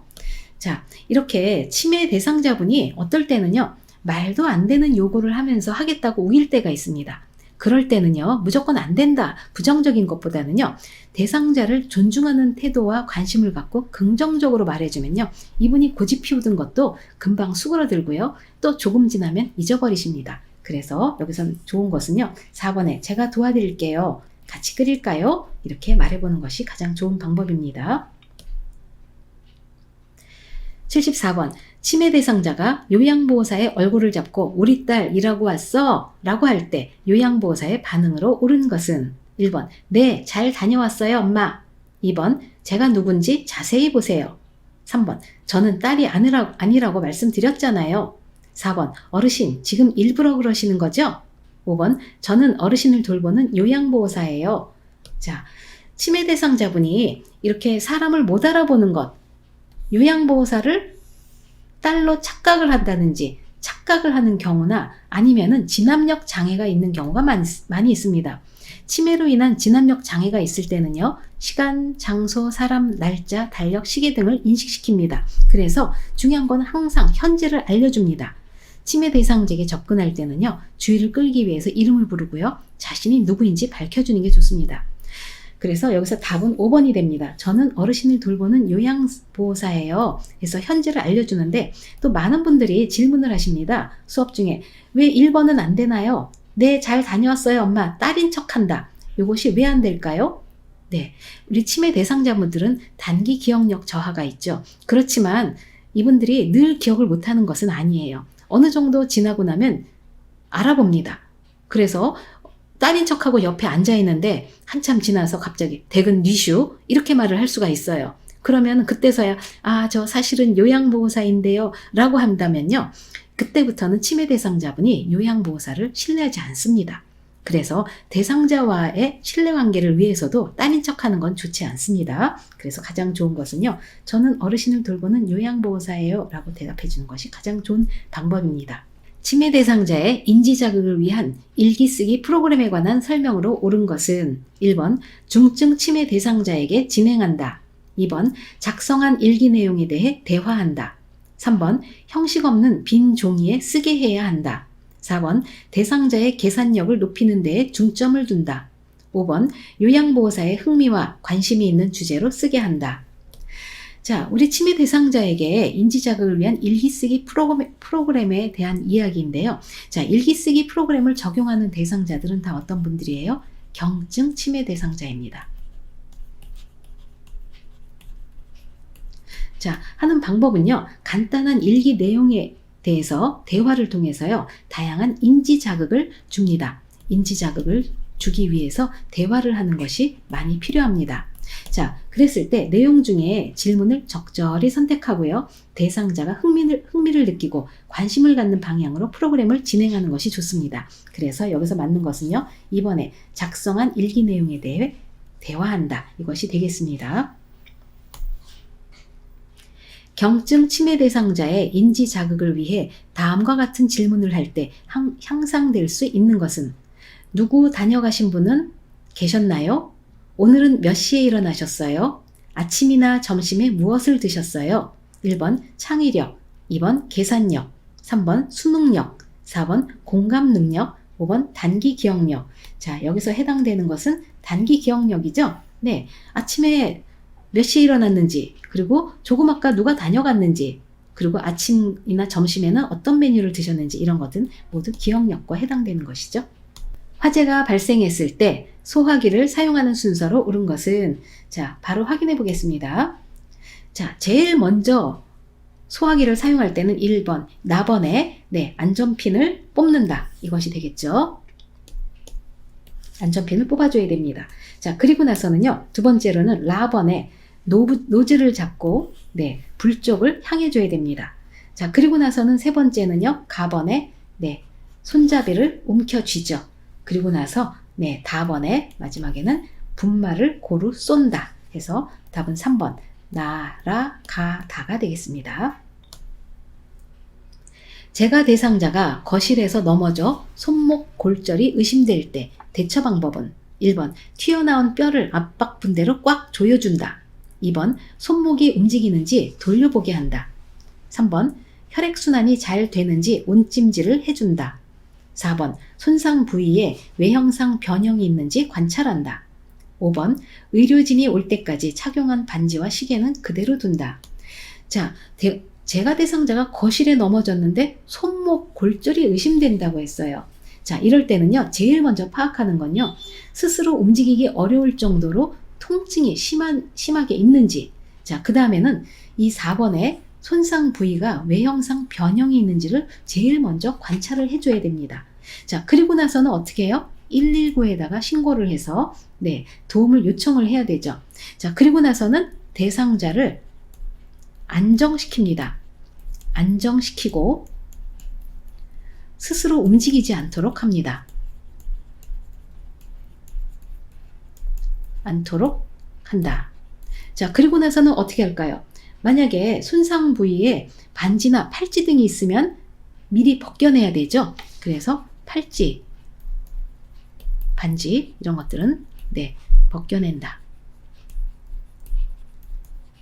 자, 그래서 여기서 골절이 의심될 때 제일 먼저 하는 일은 손상 부위에 외형상 변형이 있는지 관찰한다. 이것이 되겠습니다. 심장마비가 발생했을 때 4분 이내에 심폐소생술을 실시해야 하는 이유는 1번 상처 악화를 방지하기 위해서, 2번 간 손상을 방지하기 위해서, 3번 뇌 손상을 방지하기 위해서, 4번 심리적 안정을 주기 위해서, 5번 고통을 경감시키고 질병을 치료하기 위해서. 자, 심장마비가 있을 때는요, 굉장히 분초를 다툽니다. 여기서 4분이 중요한데요. 자, 뇌에 4분 이상 혈액 공급이 되지 않으면요, 뇌는 손상이 옵니다. 뇌세포가 사망하게 돼요. 그렇기 때문에 뇌세포는 사망하게 되면요, 재생이 안 됩니다. 그래서 3번에 뇌 손상을 방지하기 위해서 3번이 되겠습니다. 의식을 잃은 대상자에게 심폐소생술을 할 때 순서로 옳은 것은, 자, 바로 정답 확인해 볼게요. 자, 제일 먼저 하는 것은 어떤 거죠? 그렇죠. 반응 확인을 합니다. 괜찮은지? 여보세요? 괜찮으세요? 확인을 하죠. 자, 그리고 나서는 나번에 도움을 요청합니다. 주변에 있는 사람한테 빨리 119로 연락해 주세요. 그리고 나서는 자, 다번에 대상자의 호흡을 확인해 줍니다. 그리고 나서는 필요하면은 자, 4번에 가슴 압박을 시행하죠. 가슴 압박 시행하고 나서는 마번에 자동 심장 충격기를 사용합니다. 그래서 1번에 라나 다가마 해서 1번이 되겠습니다. 자, 여기까지 문제 풀이를 마치도록 하겠습니다. 들으시느라 수고 많으셨습니다. 감사합니다.